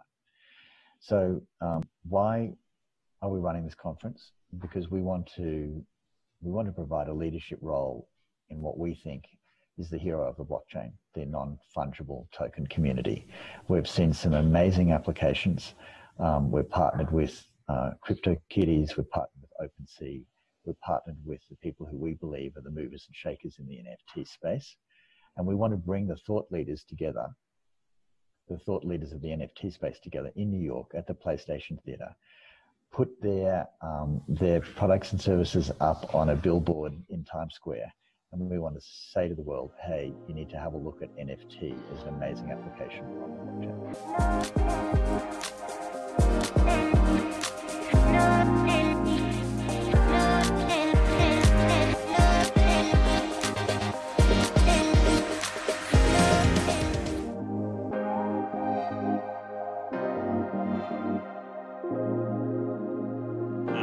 Thank you for joining me for this brief interview that we're having about Nyc.Nyc, the big non-fungible token conference that is happening on February 20th inside the PlayStation Theater in New York Times Square.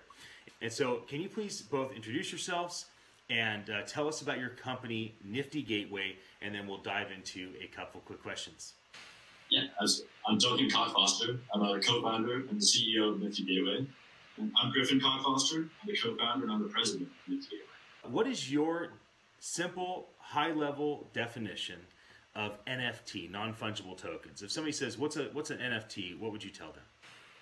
I would say an NFT is a digital good that can truly hold value.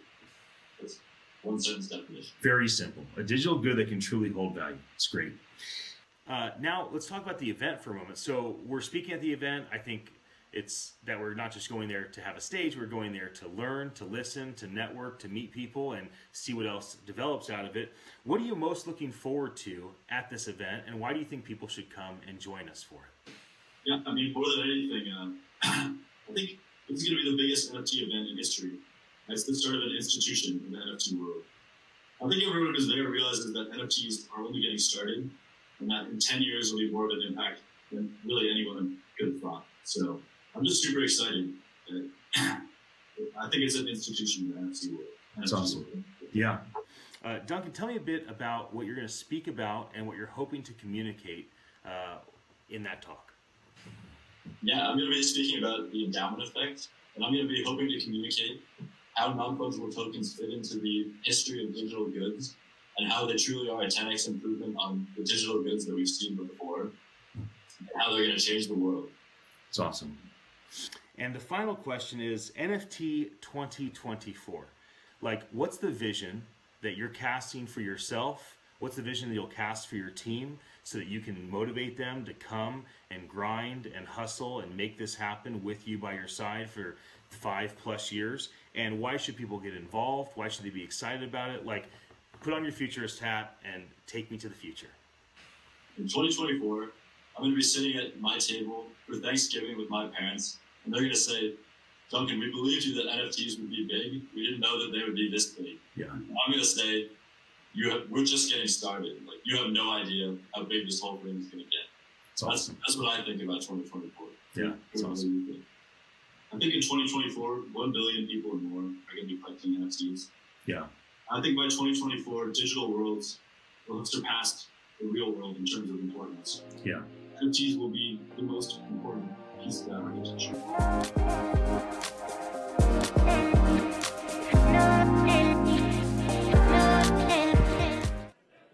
Thank you for your attention and welcome to NFT.Nyc and the shiny golden VIP lounge with the VIP of the event, Cameron Bale.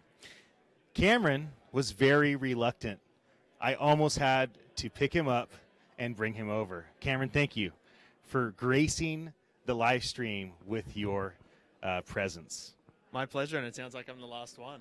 You're maybe the last one. Yeah. But I'm going to finish up after you, and then we're going to the main stage for the last 5 or 6 talks. Perfect. So I am basically done until my talk. You can put your feet up. Yes. So the reason I asked Cameron to come on is because Cameron is the reason why there's an event.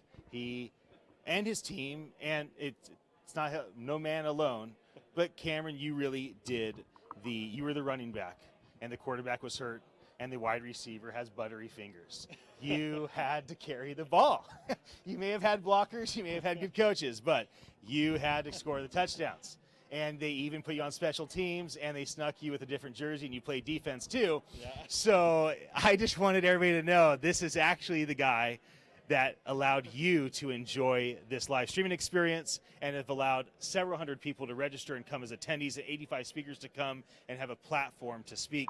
So the purpose of me bringing you on is to say thank you. I honor you. Everybody here honors you. We are all grateful. A very consistent theme in all of the conversations here was the gratitude for you and your team. So that's why I asked you to come on. Anything that you'd like to share with the people? Absolutely. Thank you to Ian and his awesome team. We haven't ever seen someone with so much enthusiasm and attention to detail in making a videography project so successful. So excited to go home and actually watch this myself. So like Ian said, in summary, we've had a fantastic day. We thought about 6 months ago that this was going to be a fairly quick event, a fairly short event. We thought we'd end up with about 50 or maybe 10 speakers and 50 to 60 attendees. We've ended up with 160 speaker applications. We've had 83 speakers go through the stage today on 54 talks. We've had 450 attendees, 18 sponsors, 43 media partners, and 25 volunteers. So it's been a huge team effort. And thanks to everyone. Yes, it has been incredible. So thank you for joining me. We're going to cut to a video, and I'll be right back in just a moment. And so, Cam, thank you for everything that you did. Thank you. All right. All right.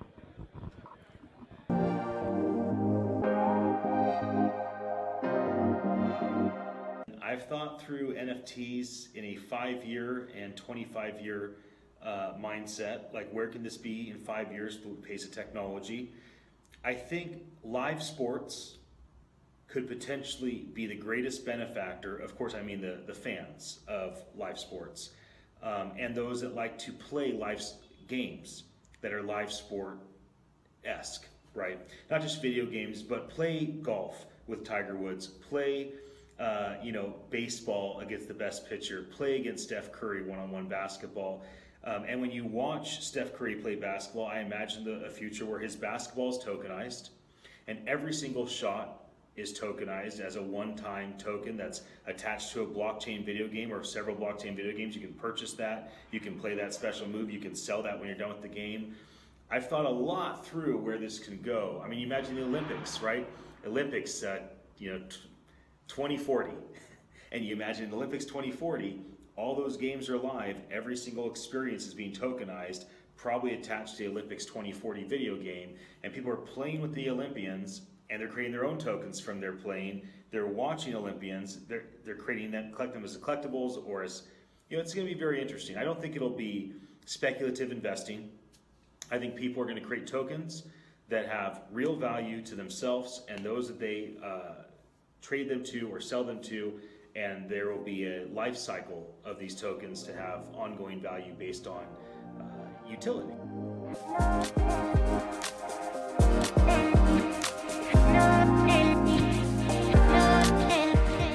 Welcome to NFT.Nyc PlayStation Theater. I'm pretty sure you are 40 plus interviews for today. This will be brief. Jake, you are my friend. You have locked arms with me and helped make this happen. You handled a tremendous amount of work for me, and you, along with another handful of people, and I just wanted to bring you up and say thank you. I honor you. I respect you. You're amazing. I just want you to tell people about this experience today so they can have an idea of what has it been like behind the scenes. Oh, it's been awesome. Just the meeting everyone from all over the world that's here, that's decided to come here, and really what I love about this conference especially is just the atmosphere. Everyone's here to help each other and further each other. It's a real sense of community. It's been neat to take a part of it and put all the organization together and work with just a phenomenal team that we've all put together here, that you put together. So. It's been amazing. You are amazing, and I want the world to know about it. Time to tag team out. Who's my next key team member that's coming in so that people can know that it is a massive effort. Cameron just said 25 volunteers, 80 speakers. I flew in Jake from Idaho. You came from Pennsylvania. Jesse from Reading. Raymond from Colorado. And Sergio from Europe. And that's just my tight team. Nate. How we doing? I love you. I have a list of reasons why, but they're private. I have to tell you later. So sweet nothing pillow talk. Oh, well, I was thinking more of a coffee talk. I was thinking like sitting down, not so comfy or soft. But okay, we've been friends for a long, long time, man. Yeah. I mean, how about pillows on a couch? Sounds good. With other people around. That's much better. I mean, I don't know. You never know what could happen. But the point is how much I am grateful that you're here, bro. Thank you for coming. I'm excited to be here. You get all of this stuff because of Nate and the rest of the team. Nate, yeah, highlight. Mostly the team. Well, whatever. Highlight of your day in the experience. Well, first of all, I'm a very minor techie, so I love tech, but I don't know much about it. So being here with all these wonderful brains is just so exciting to me. Because they're so passionate about what they do and just wanting to share it with everybody else here, and it's just this buzz of activity going around, and it's electric in this room. It's awesome. It's crazy. Yes, so good. Thank you for coming up. I'm tag teaming you out. I'm bringing the next in, and then we will roll to a video unless Sergio or Raymond are around. Jesse, my friend, who really kind of thinks of most of everything that we do. So you make things that are super bootstrappy and extremely chaotic seem like they are dialed. What have you enjoyed about today? So I do a lot of events, as you know. Yes. And have for 20 years. Yes.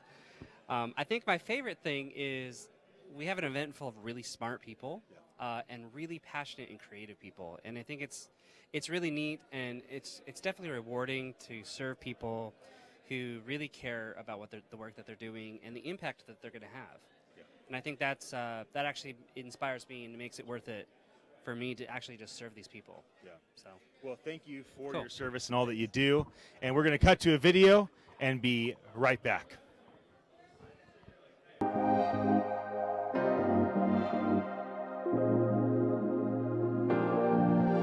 If you guys are trying to pull off this big ambitious thing, people love ambition. So always lead with, our goal is to get 1 billion people to buy and sell NFT, because most people that are super successful are only motivated, really motivated, if it's huge. And it's either impacting 1 billion lives, selling 1 billion products, making $1 billion. Like when you get into the category of 10 figures on something, it just becomes a much more attractive to people of success.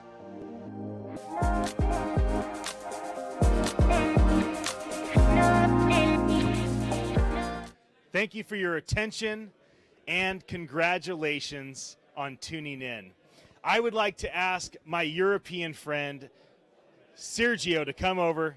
Sergio, come on in. Come on over. This is Sergio. Sergio's been my art director, creative director, and in many ways, a brother. For more than a decade, I flew you out from Ukraine because I just don't like doing things without you. I know. Me too.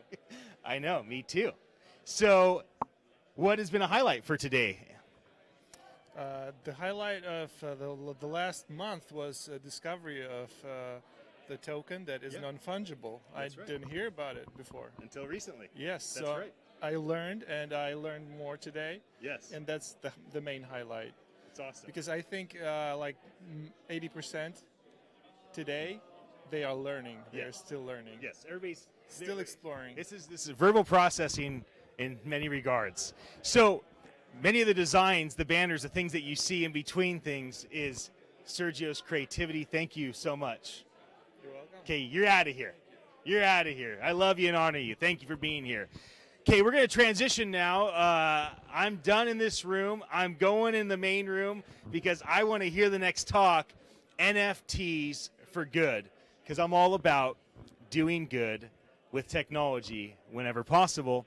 And you're going to see we're going to do a handful of talks on the stage. I'm the final keynote talking about NFT 2024. Hang with me. Text your friends, email, send telegrams, send smoke signals. Let them know I'm going to bring inspiration for a bit on the stage. And so I hope you enjoy the next handful of talks. It's been a grace to have your attention and have all these amazing people come through, because today, as I've asked questions and listened, I have learned a lot. Thank you so much. We'll see you soon.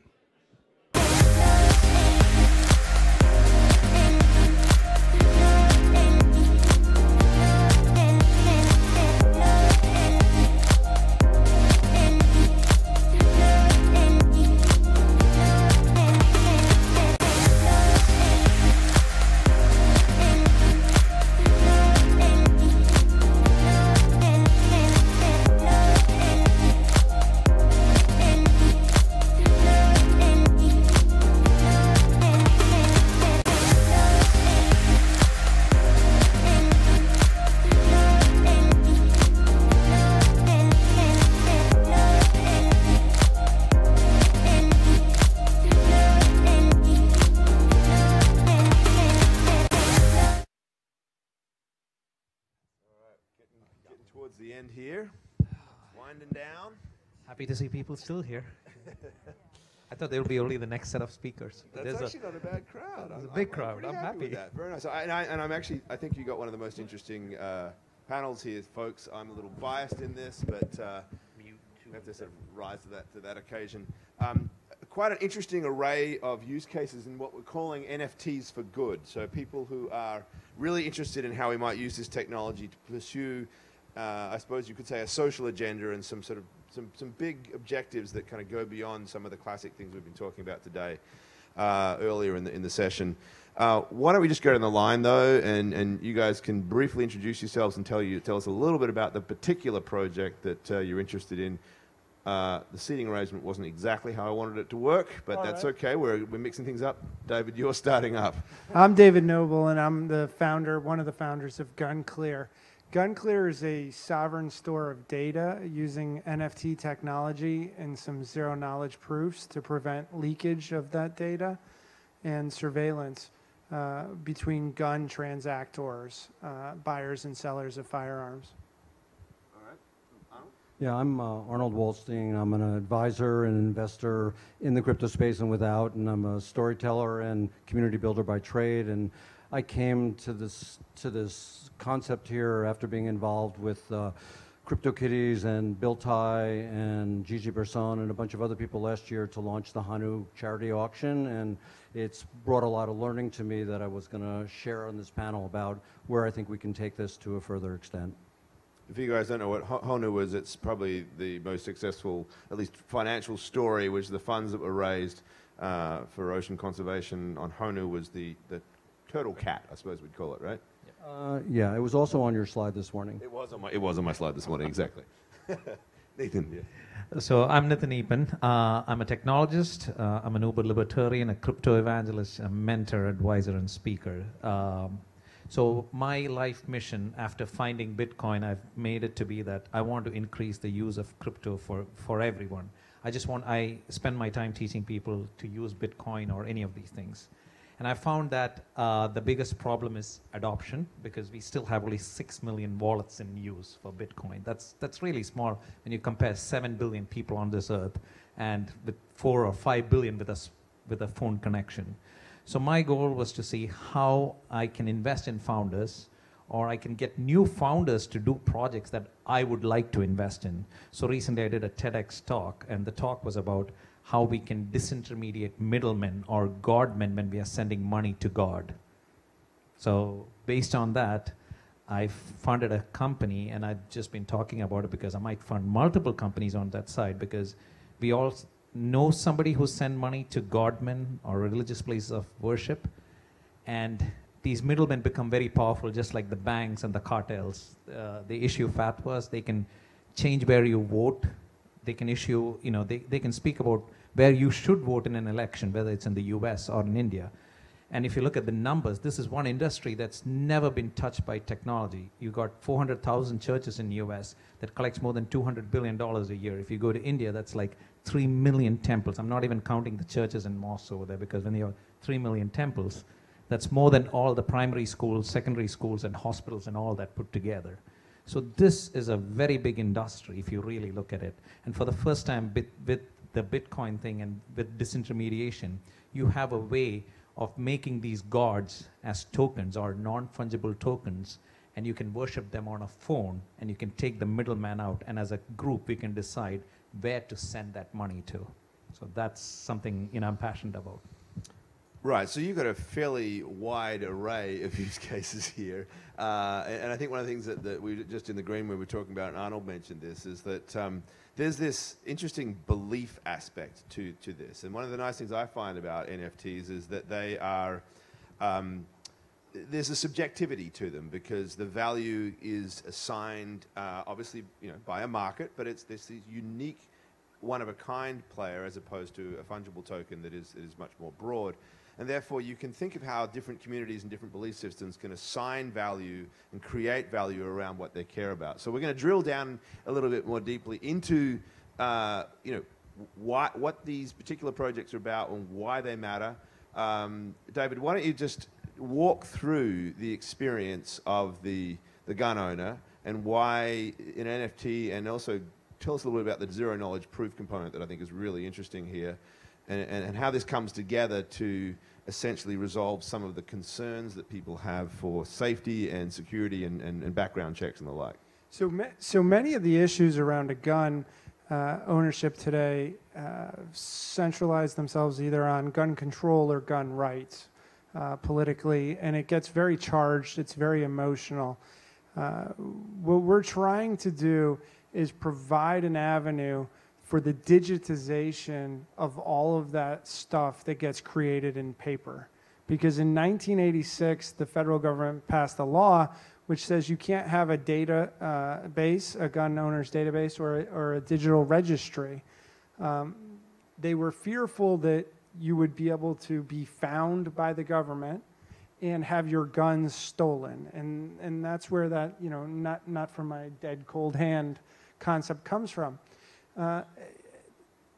The gun owners particularly look at the government with distrust, not too different than the crypto community, not too different than a lot of communities when they're interacting with the government regularly.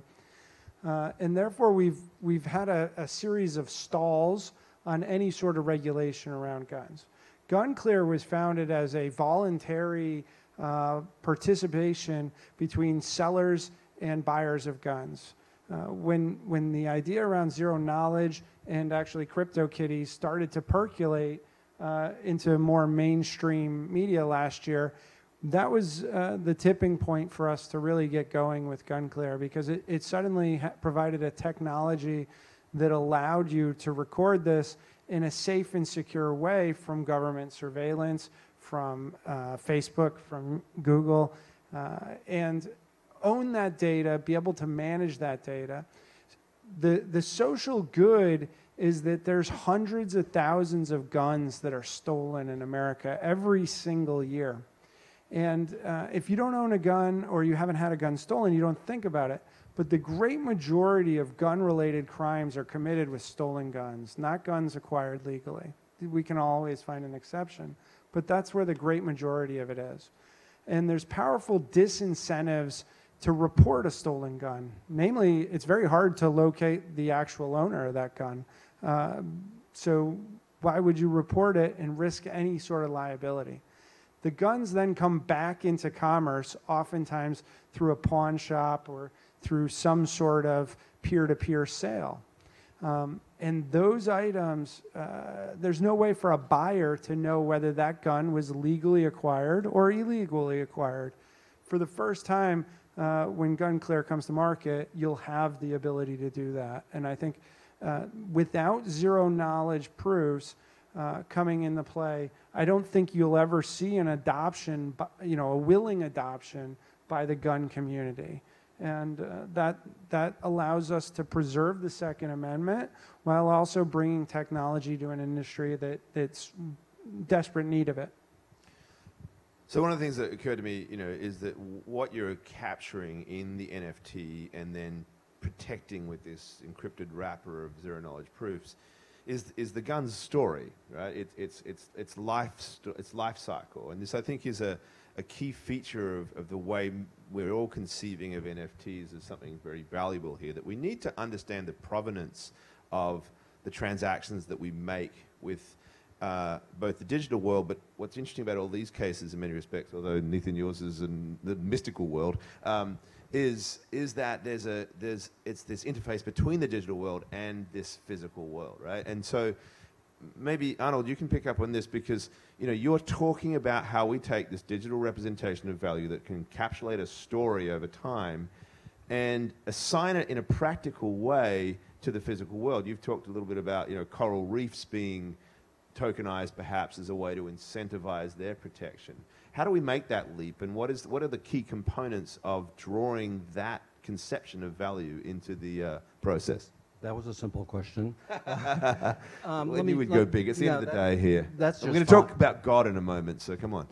That's fine. Let me just backtrack a little bit. My passion point is simpler than yours. It's basically just environmental philanthropy. And so my belief is that, the only way that we're going to be able to take care of the planet and various things, whether they be species or the oceans, is if we find a way to economize this.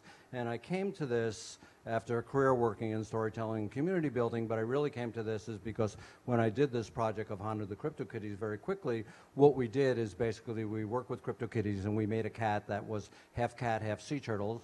We located some projects in the Caribbean that were protecting sea turtles, and we then built a massive community around this, and then we used auctions as a ways to raise funds. And what we learned is very interesting is that a really lot of people really give a shit. So it was a huge community, and in a very short amount of time, we touched close to 60 million people. And the story was good, but it just they just surfaced. They surfaced from the tech world, they surfaced from across the environmental world, all, embodied in the emotive story of this icon that was on the CryptoKitties platform.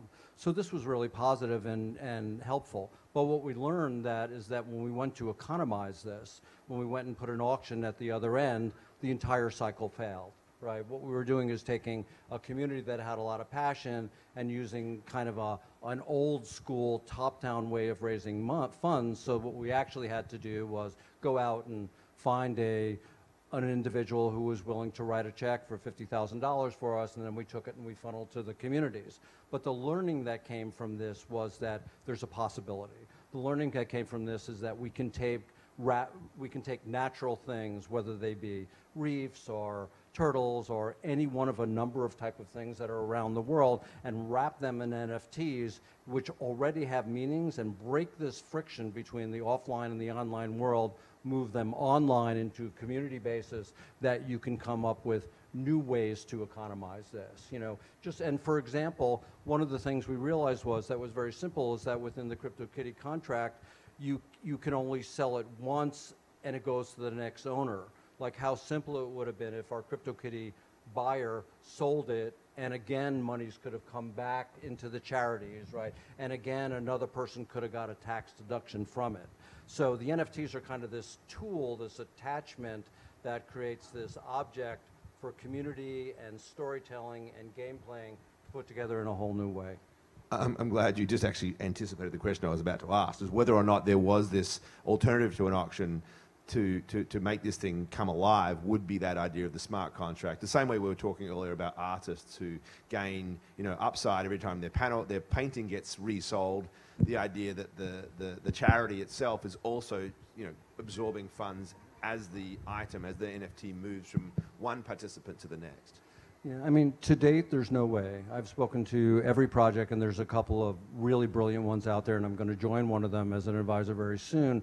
But, you know, there is no ostensibly clear way to economize belief in little micro pieces that are seamless, you know, as it is. A lot of the thinking is going into where this merges with various types of games, and these games become part of communities. So, and just as a point on that, you know, all day long they've been talking about interoperability between wallets. To make this work, really you need to have interoperability between communities, because you're not going to have this one centralized community. You're going to have a mass of decentralized people who believe in certain things for various reasons, and this object, whatever it might be, this one-to-one rhino or fish or whatever it is to a token, has to be interoperable between all these communities' belief, and in that exchange is where the economy is going to happen. Right. Yeah, this is the hopping between communities and hopping between chains kind of question. But it's really fascinating that you sort of focus on belief in community as a way to instantiate that value in the first place, right? That there's a commonality to it, which is a great segue to Nyc and what you're doing. And when you first described to me what this was, I thought, oh, I get it eventually. I was like, okay, God, how's that coming to it? I thought, oh, it's just it's a charity transparency play that, you know, if you're giving money to a church, you want to make sure that it's going to good use. But you sort of pulled me back and said, no, that there's this conception that when you're actually giving the money, you are, this is your tokenized representation of the God to which you are granting money. That this is this ancient thing we've been doing for years. Can you break that down a little bit more, and you know how that becomes a value proposition for the devout people that want to make this sacrifice? Sure. So in reality, gods or money, end of the day, is this collective fiction. It helps us build communities. That's what makes us powerful. And if you're referencing Yuval Harari. Yeah. So based on that, so in reality, we like those stories and we do this. But the problem is, in this particular case, for gods, which is a virtual fictional concept, we have made real life idols and places of worship because we are humans, we need touchy-feely things. All right, there you go. You have these things where you're sending money to, because you're assuming you are sending money to God for whatever favors that you have received. It could be mental peace, or it could be a wish that you prayed for and got it. Okay. Now the problem over there is it goes to this middleman. And how much due diligence are you doing on that middleman? Like when you invest in a company, you're checking on the founders, you're looking at EBITDA, you're looking at all those numbers before making an investment. But when you send this money to the godmen or gods, how much due diligence do you do? You practically do nothing. You don't know where they are spending the money, because you see that eventually some mega church or televangelist buy 5 jets or multi-million-dollar homes, and then you get pissed. But are you changing the way you're doing it? So here, and there are 2 things. One is the remittance part. There's a platform that can be built for remittance, which makes easy, cross-border remittance to the place of where you want to send it. It could be the place of worship. That's good. The second thing is the God himself. It is in a physical form. It's high time you bring it to the virtual form. It is a virtual concept. Bring it to the virtual form. Bring it to your phone.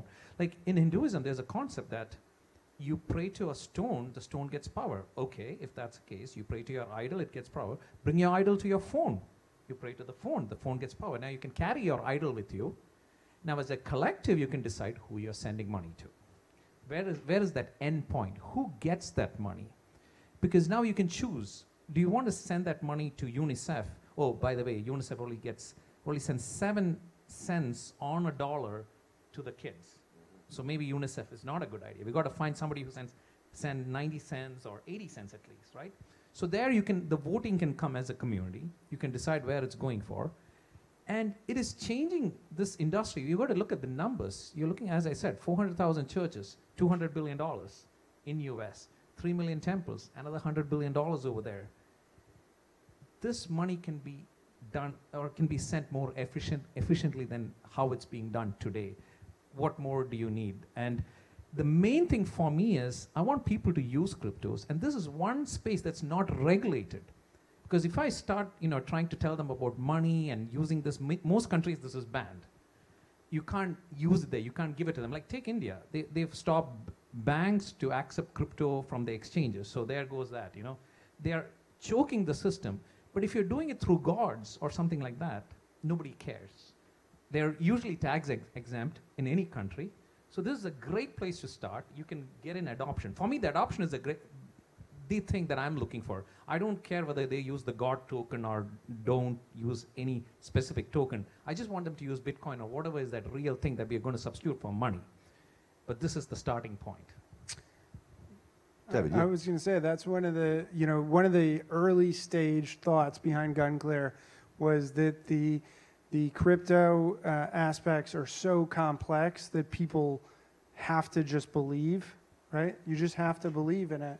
And for adoption, you have to find people willing to believe, right? Looking to believe in something. And maybe last word, Arnold, if you don't mind. I mean, where does that come in? I think the intersection of belief and community and connection is what this is all about. And I just want to throw one little thing in here because it was interesting because I'm hearing you talking and I'm realizing for my needs, for the bias that I bring to this discussion, crypto is less useful than NFTs. NFTs are more useful for my bias because they're more benign, they're more programmable, they have value outside of a currency system, and they carry a lot of things with them. So if you really have a dream that you can get rid of concepts like philanthropy and insert concepts like ecological economies, you have to have objects that carry value, that transfer, more than you need to have currencies that create the money around them.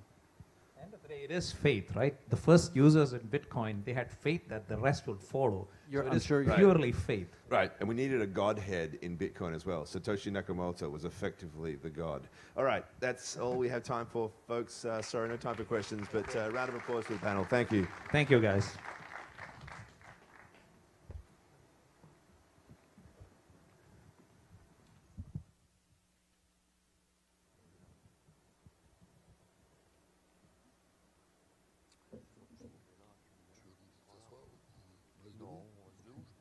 Hi everyone, thank you so much to still be here. We are excited to introduce you our project, The Sandbox. I am Arthur Madrid. My partner is Sébastien Borget. Hi everyone. The idea here is to explain how user-generated content, UGC, has been extremely disruptive in gaming for the last few years. Ourselves, Pixel, that has been acquired by Animoca a few months ago.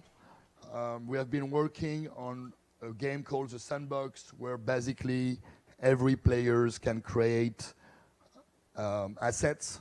So it's not it's like a pure user-generated game where any asset in the game are made by players. We have been doing that on mobile for almost 7 years. We got 40 million install, over 1 million monthly active users. So we've been really excited to build a game completely made by player. So when we saw 2 years ago, we began to explore like how the blockchain could extremely improve this user-generated content concept. So we decided to build 3 products. One product to make players create this content in Voxel called VoxEdit. Another product called the marketplace web-based and the game maker. But before that, I really want to convince you and I really want to demonstrate to you how user-generated content and content platform has changed, has disrupted the gaming industry. So with only these two games, and I would include Fortnite now, Minecraft, Roblox, and Fortnite has been able to really create, develop, and produce over 500 million creators. So over the last 10 years, the gaming industry enables a new kind of players, a new kind of way to play with no rules, with no score, just being able to create content, like digital Lego. So what we decided to do for the sandbox is to focus on voxel. So for some of you that are not gamers, I'm sure you can really understand how you can put in perspective Lego and the blockchain. So imagine like how when you create something digitally as Lego, you can store it on the blockchain and be sure it's completely yours and give a value to it and make it as an NFT. So you may have found some other project that said, okay, you can do any digital art could be basically an NFT. But what we decided to do is to focus on voxel, which make NFT much more simple, as Lego did. Like basically anyone can create something fun, a fun art, a cool creation using those cubes and now using voxel.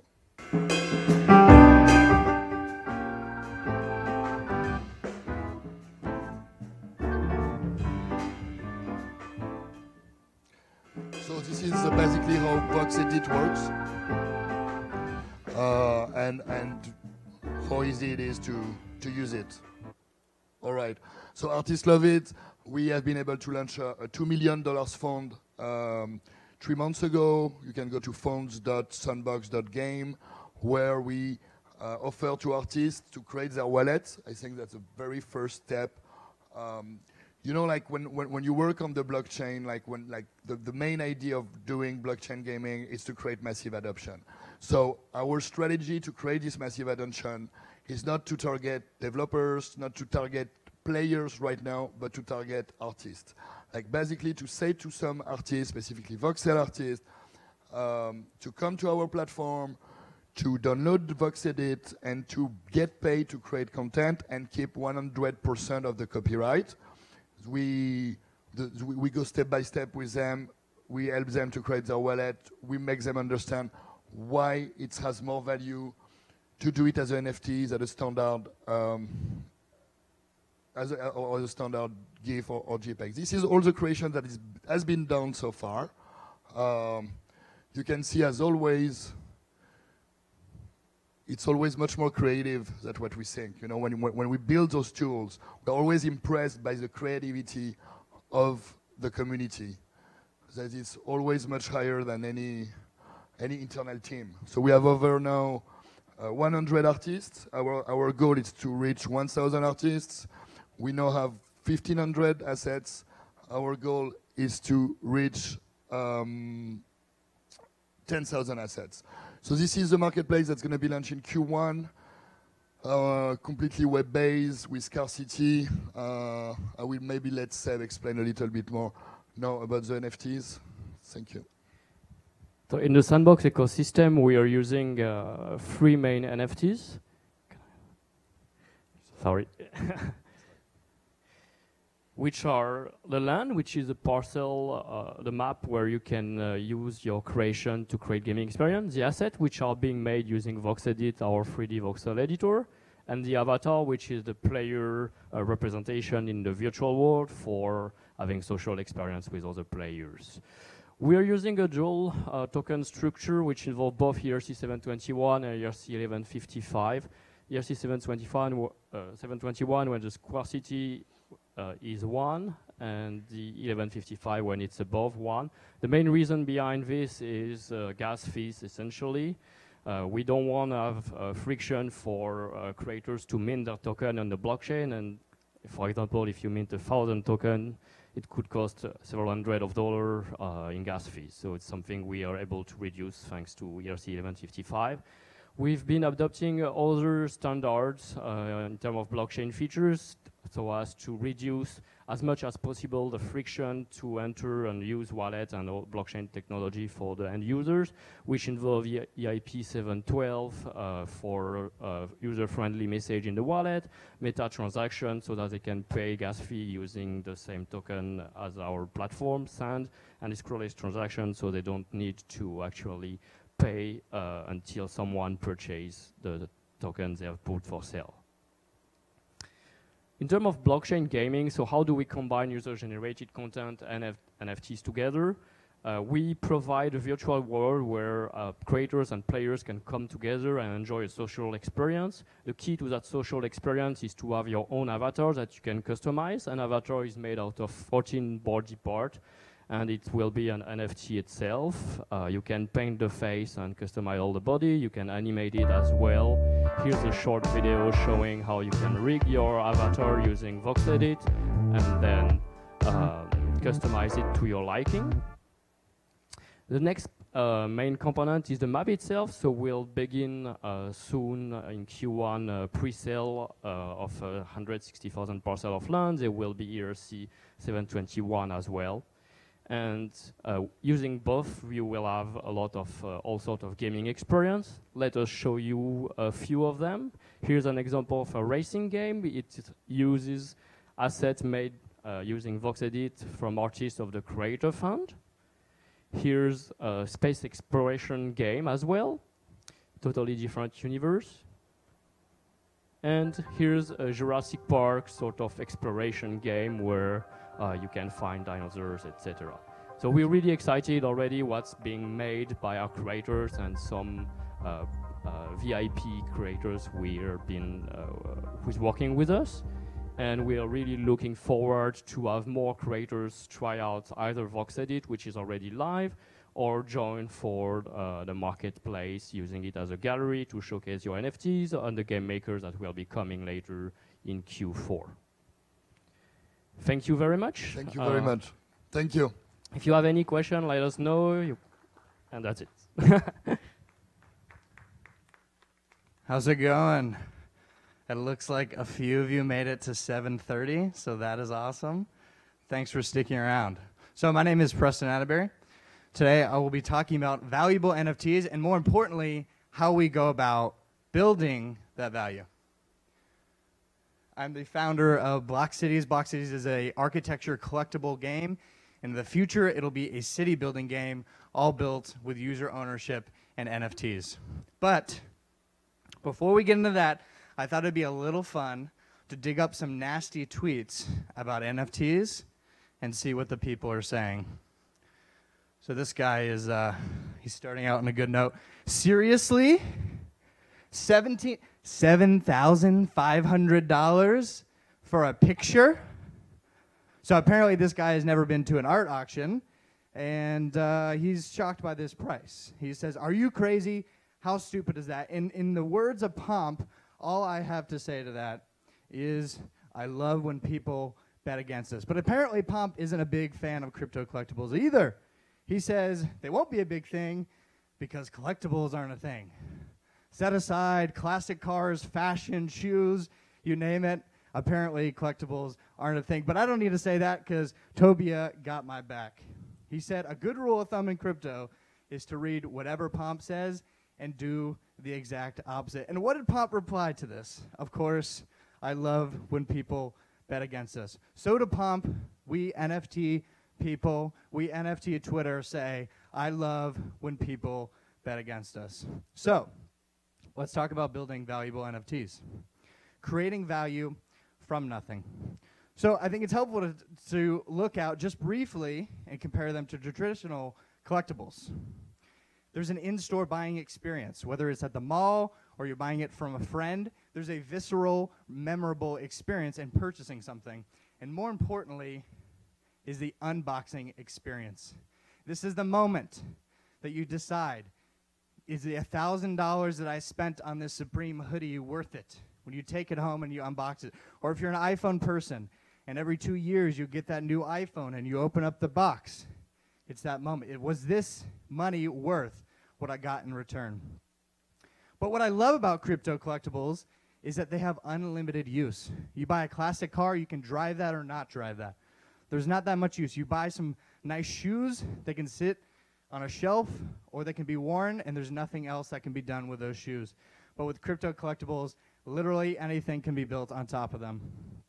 And they're super easy to sell. Most collectibles aren't valuable, but most marketplaces, most games have marketplaces built in, so if they are valuable, you can easily liquidate that. And the most important part is that they're everlasting. They can never break. They can never be left behind. They will always be there. And so this is the question that everybody is asking. When mainstream? When are all of these users going to come? When are we going to get 1 billion people buying NFTs? But this is not the question we need to ask today. The question is, how can we use NFTs that traditional collectibles cannot compete with, that current in-game items cannot even compare? And so this is my thought. You start with context, story, and experience. The first one is context. Context is what exists out in the world. It's the cultural, it's the microcosms, it's the Telegram group chats. And the easiest way to commandeer that is to steal it from elsewhere. Steal Like an Artist is a book by Austin Kleon, and he talks about unpacking this idea. So here we have Mickey Mouse, 1935, one of the most iconic characters in history, of course, done by Disney. And this is a modern-day Kaz sculpture. 2018, you can obviously see that there's inspiration there. As soon as you're seeing this Kaz toy, you have nostalgia for your past. And that's exactly what we want to do with NFTs. And so from this, that cute guy, and the cats that knock off water, we have CryptoKitties, breeding cats, and of course, the beautiful fire cat. The reason cats are so popular on the internet, this is what Alexis Ohanian says, is because cats never got to associate or hang out with other cat owners doing cat owner things. And CryptoKitties allowed cat owners to hang out for one of the first times. And so at Block Cities, this is what we're doing. We're trying to take the wonder and beauty of New York. The memes, the almost getting hit by a taxi, the not finding a seat on the subway, Kramer here and Seinfeld, and turn this into collectible form. A New York that you can build. And so if you're building NFTs, what you can do is you can play off of cartoons, past games, nature, and cities. The second part is story. Context is what's out there. Story is how you communicate that to your users about who you are. Story is the authenticity, the connection, and the lens of life. So I thought we'd look at a not good example of story. This is Crypto Countries. This was kind of after the CryptoKitties craze, and some developers got together and wanted to digitize countries. And I went on the website recently and I saw this, and this is just amazing. The most valuable digital assets on any blockchain, $1 million, and yeah. And this was actually just a copy of crypto celebrities. And so obviously this is not a good story. I can't take credit for this idea. So here's a tweet. Short and sweet, you need a narrative. You need a story, and you need authenticity, especially in the absence of raw utility to make something worth owning. An example of the stupid app that did Crypto Countries. But if they had gone to every country and worked with the government or locals to produce a collectible, the story would be entirely different. In the case of Nifties, the zero marginal cost isn't a benefit. It's an obstacle that you must overcome. And this is the point with NFTs, is that they're so easy to produce, it's really hard to get people to care about them. So what can be your story? In the case of CryptoKitties and Axie Infinity, they can be the secret lives, your NFTs. In the case of Block Cities, they can be real-world facts, because we're modeling buildings from cities across the world, and we can share fun facts about them. And, of course, the process of an artist. If you're doing a crypto art project, you can talk about how you created the work and the artist, as we've seen earlier tonight. And the last part, this is the most important part of creating valuable NFTs. It's the experience. The context is what's out there. The story is how we communicate that. And the experience is how we invite users to be the star of the show. It's the reason why we're doing this. And so there's nothing more boring than this. Just an NFT on a screen. It's cute, but I don't know anything about this. And so that's why I love the context that CryptoKitties adds on their site. They have a logo there to reaffirm their brand. They have these auto-generated names that put a name to the face. I feel like I know this digital object that doesn't exist because it has a name. And so we'll skip to the end here. So just some examples of doing a good experience.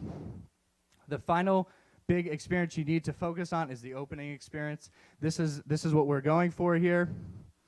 And we want that reaction. If we don't get that reaction, we might as well not try. This experience is so important that Steve Jobs, with the original iPhone, patented the unboxing experience. And so we should too. So with context, story, and experience, you can build valuable NFTs for your projects. And that's it. You can learn more about Block Cities at blockcities.co, and you can grab me at the end if you have any questions.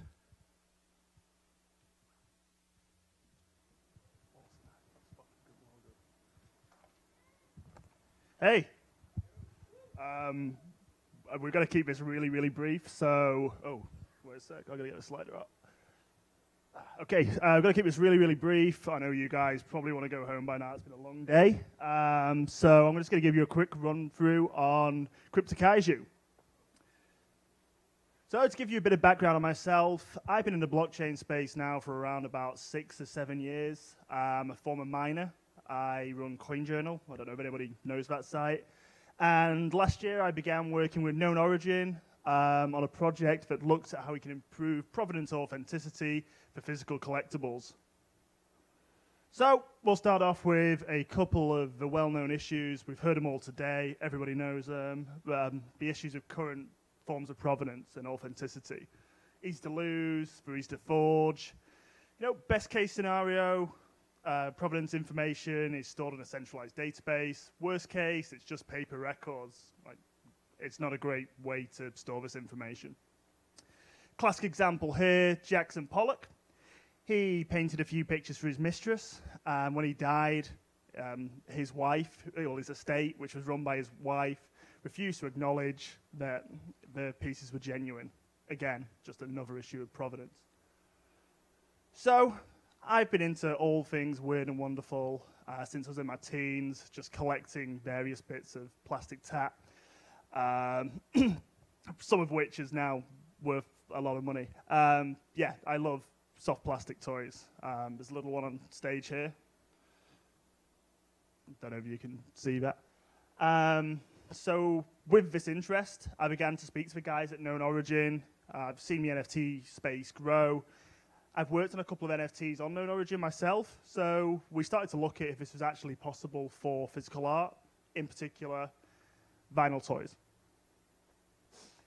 So, being the first to do this, it's not like you can just read a Medium post. There's a lot of trial and error that goes into it.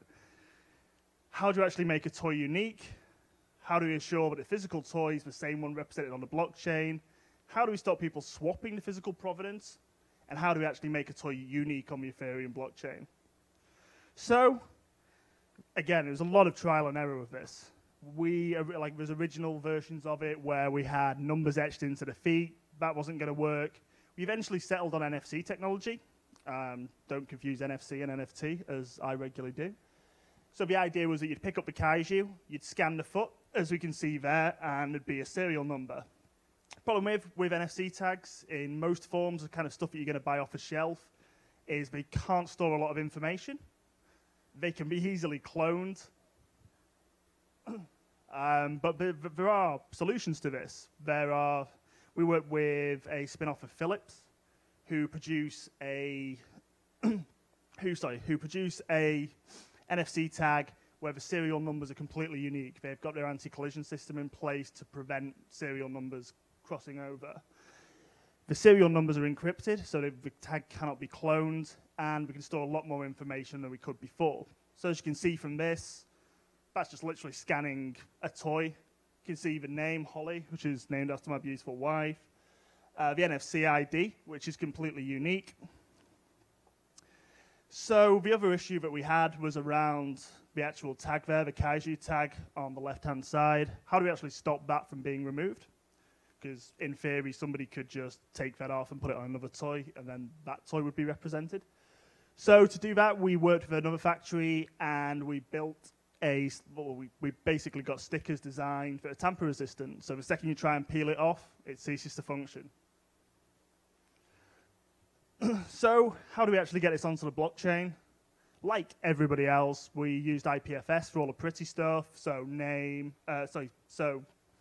all the classes. So we have different traits. So particular toys have different traits, which makes them more scarce than others.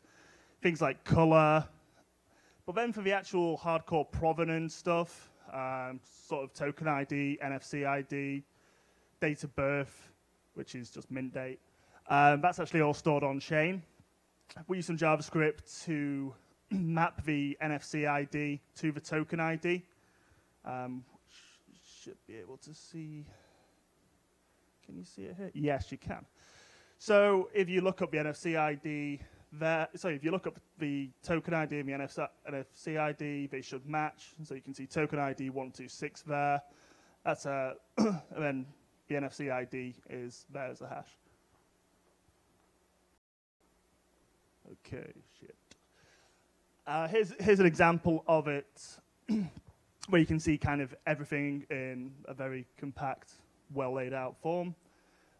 So you can see the traits, you can see the color, you can see the actual NFC ID, as well as like the date of birth. So yeah, just we basically store all the provenance and authenticity stuff on the Ethereum blockchain, whereas the cuter stuff's on IPFS. So yeah, as I said, it was going to be really short and sweet. Sorry, it can't be any longer. Did it work? Yeah, it sold really well. We've had some great feedback. We've already had toy companies and artists getting in touch, just interested, maybe possibly collaborating in the future. We sold out in about 40 days, and the next figure, which is this guy, so this little prototype of him, will be released in March. Next steps of the project, we're going to kind of leverage the SDK, maybe add some more verification into an app.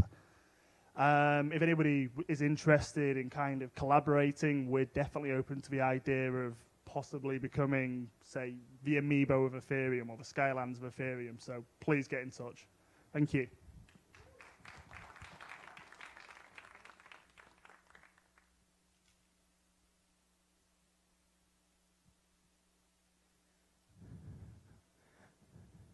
Hi there. My name is Nyc.Nyc, and I come bearing gifts.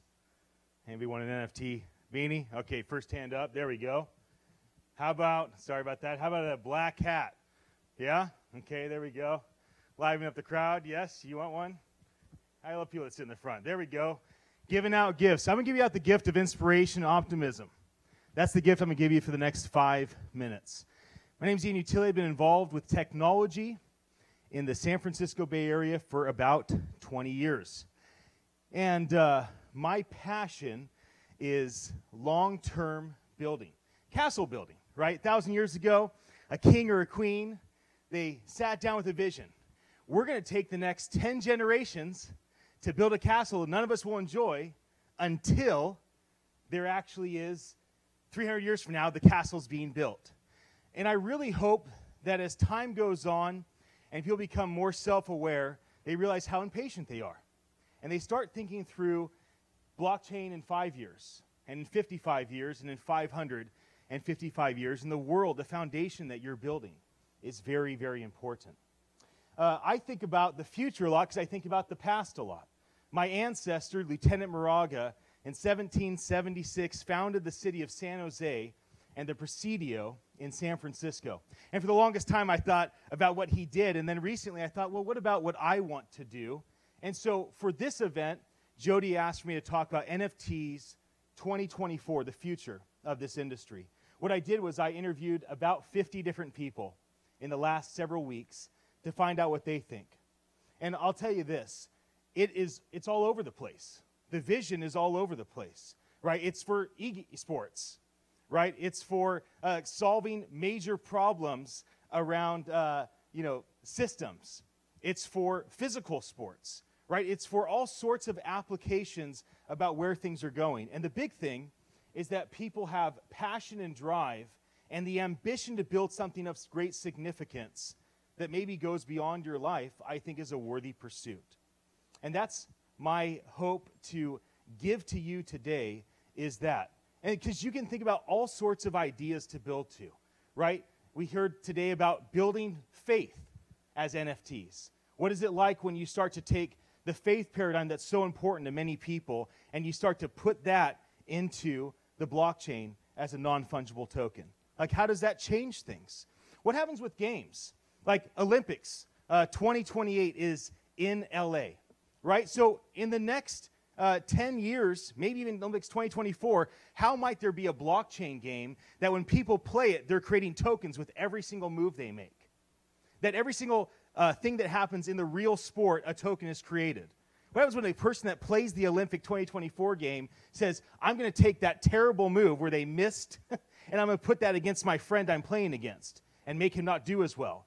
I'm going to take that move that was amazing. I did that three-pointer from the half-shot line in that, and I'm going to play that over and over again in the game. When I'm tired of the game, I'm going to sell it to somebody else. You start thinking through these applications of real-life integration. The point of NFT, in my opinion, that's so different is that there are applications for it, right? It's not just speculative investing, right? So if you play the Pebble Beach golf game in 2024 against Tiger Woods, and he's really playing, his ball is tokenized, and every hit is tokenized. And those hits, they go into a game. And you play the game at home, and what you do gets tokenized, and you can sell and trade and buy these different moves inside of games. Obviously, it's easy to visualize a game. You know, blockchain is so important because it will be a foundational thing for humanity and also for keeping technology accountable. And one of the great things that we as a community can do is to create real-world applications that are not speculative investing, but take what we're already doing in Minecraft and World of Warcraft, and you take the things in sports games and you take all the applications that are centralized and you start decentralizing them and you let people have true ownership, right? And these things are accelerating at a very, very fast pace. We might see castles being built in the next 5 years in this industry. And I think those that are in this industry that don't quit will be the legends that people will talk about decades from now, maybe centuries from now. And so that's my encouragement to you. Jody, you going to come out? I just want to thank everyone who's still here and anyone who would like to have a beautiful NFT NYC polo while I'm still standing up, because Ian and the team have not had much sleep. And I'd just like to thank you guys. Anyone who wants a polo, please come up now and tell me the size, and I'll give you a beautiful polo. And he even has some hats. And then we're going to finish with William Edrican, who's going to tell us about smart contracts. And the venue has union labor, so we're going to finish exactly at 8 o'clock. So here we go. You know, there's only so much I can say in the last minute. But as Jody hands those out, let me tell you, what I did was I recorded about 20 interviews before this event, and all that content is online and easily accessible. Today, we live streamed for about 10 hours, the special gold room over there with some of the speakers, and I interviewed another several dozen people and asked these questions. Events like this are to gather for us to network together, but they're also for us to capture the moment. And so I encourage you to go on to People Browser or NFT, the social media sites, and take a look at these talks that were on stage and that were over there. And my final encouragement to you is figure out an ambition that you won't give up on and push forward that build a team that will do that with you, and be patient to have the long-term diligence to make it happen. William, tell us how to create smart contracts. We are ready, my friend.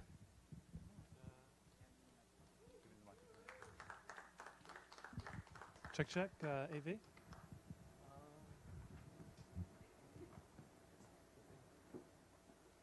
It's not getting it to us. Are you mirrored? Separate display. No. Do you want it separate or mirror? Yeah, it's separate. Separate. Good.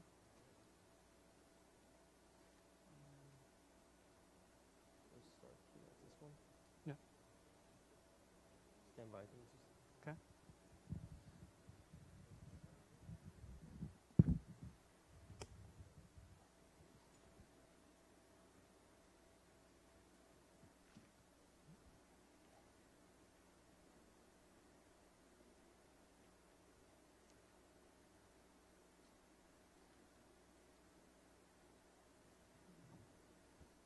Oh, you want that scaled there? This one? It's giving us 2K. That's why.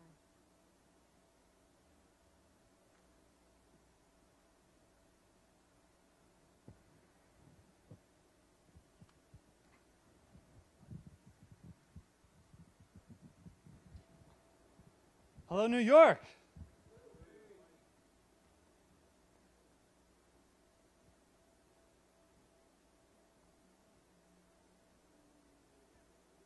Hello, New York.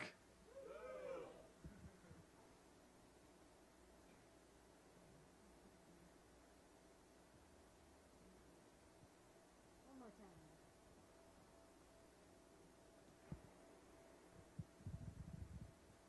Hey, look at that. All right.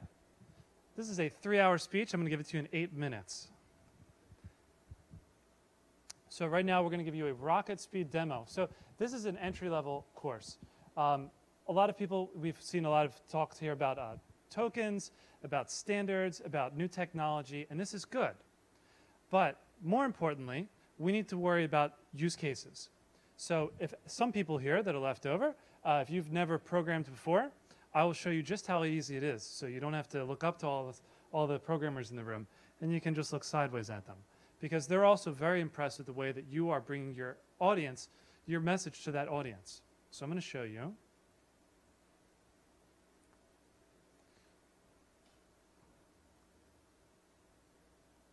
Announcing a new website. NFT Life, NFT.life. So we're going to see how simple these smart contracts are. So we're going to take these 2 lines of code on NFT Life. We're going to copy that. We're going to go to this thing called Remix.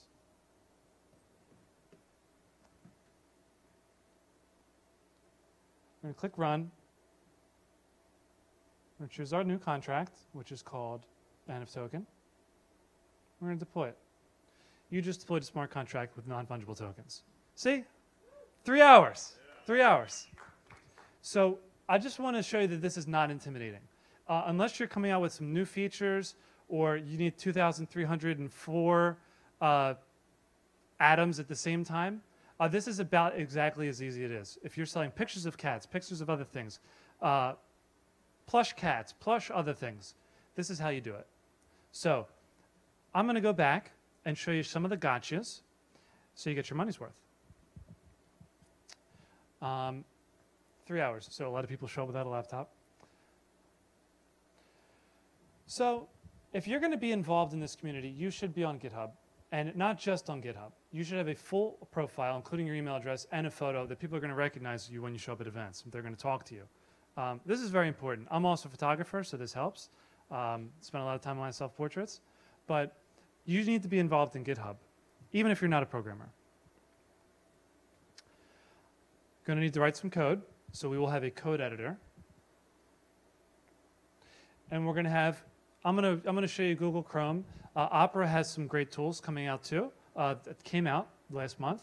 But I'll be showing you a Chrome-centric demo here. And even for veteran programmers, these are a couple good tips that will help you prevent losing millions of dollars. So first thing you want to do is you want to have a separate profile. everything we're discussing today is also saved on any nft.life, so this is something you can refer to later. But I'll just give you the color now. You want a separate profile for all of your activities. The reason why is because you want to make sure that you don't accidentally pull up one website when you think you're pulling up another website. And what does that mean?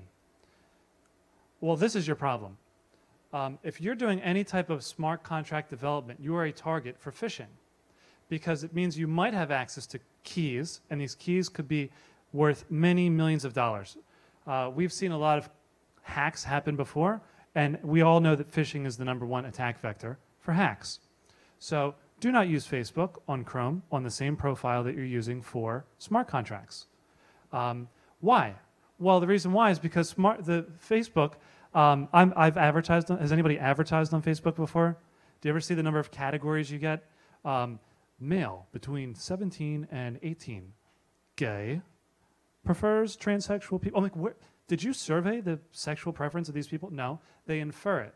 So everything that you do, they're inferring about you, even if you don't tell them. If you're interested in cryptocurrencies, they're inferring. So wouldn't a great attack vector be to just put an ad on Facebook for login to Remix IDE? So they go there, you fish, you just lost $10 million. Just drill this home. You should have a separate color, preferably banana colored, or something ridiculous whenever you're doing something important. So your production environment should be a different color. If anybody's been programming on SQL and you have a production environment and a QA environment, you always use different colors. Don't get lazy with Chrome. Do not skip the previous step. This is extremely important. I've seen people lose lots of money because they're just treating it, oh, you know, I'm going to wake up at 2 o'clock, deploy something into production. I'm going to wake up, log in, log out. No, you need a separate environment for all of these things. So we use MetaMask. The teams that I've been working on, use this as a deployment tool. Remix IDE is great. Truffle is great. A lot of people get hooked with Remix because it is so quick. And you always want to use test network. You should pick one and you should stick with it. This will help you because these contracts, you can compare them. Sometimes the different test networks run different software. So they just recently did an upgrade in January. This big upgrade that was canceled, we're not going to talk about that. But this big upgrade happened on Ropsten first. So if you're doing one network test on Ropsten, you're doing another on Rinkeby, it's different software. So you're going to have all kinds of problems. The contracts are going to have different gas prices. There's going to be different block gas limits. It's bad news. So the simple news is just pick the network and stick with it. So, okay, this is a very noob step. And so I had some great quotes from today. So do I have my sheet here? I heard, killing me, Smalls. So I loved a couple quotes. Sorry, I'm not going to attribute them. I heard, don't call them NFTs, call them ownership. Call them collectibles. Don't call them blockchain, call them assets. Don't worry about technology, worry about games and user experience. This is really important. For NFTs, we've talked a lot about games, but we've also talked about artwork. So I'm just going to walk you through a new workflow, which is different than CryptoKitties. So somebody starts with a token, and this token represents a physical thing. So we've seen this. Now, this method here is anything that is not on the blockchain. So those pixels and atoms we saw earlier today, the 20 by 20 blocks, those are not controlled by the smart contract. So they are external to the contract, which means there's an element of trust. When you send the tokens, the trust follows. More important than which token standard you choose or how you implement it is how can people be confident that they're going to receive the thing that they paid for? This is extremely important. This should be the first thing you think about before you write a white paper. So nft.life, that is the page that has the thing you just, all these slides you just saw, that's where they are. And I promised everybody I was going to put Sue Squares up on the screen because a couple of you just got new logos on there.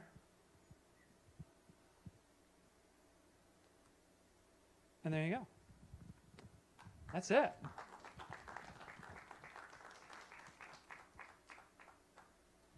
But there's one more thing.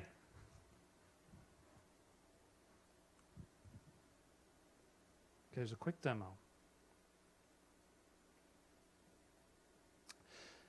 Heard a lot of interesting things today. We just saw a new token standard relating to a Mobius strip. We saw pixels with 20 by 20 pixels here. We saw a lot of things. So today I'm going to introduce something new that some people have been talking about. And I had this great exhibit slide. Well, everybody loves tokens, so we put tokens in your tokens, so you can use tokens while you're using tokens. So I'm going to show you batch tokens. What is a batch token? A batch token is a contract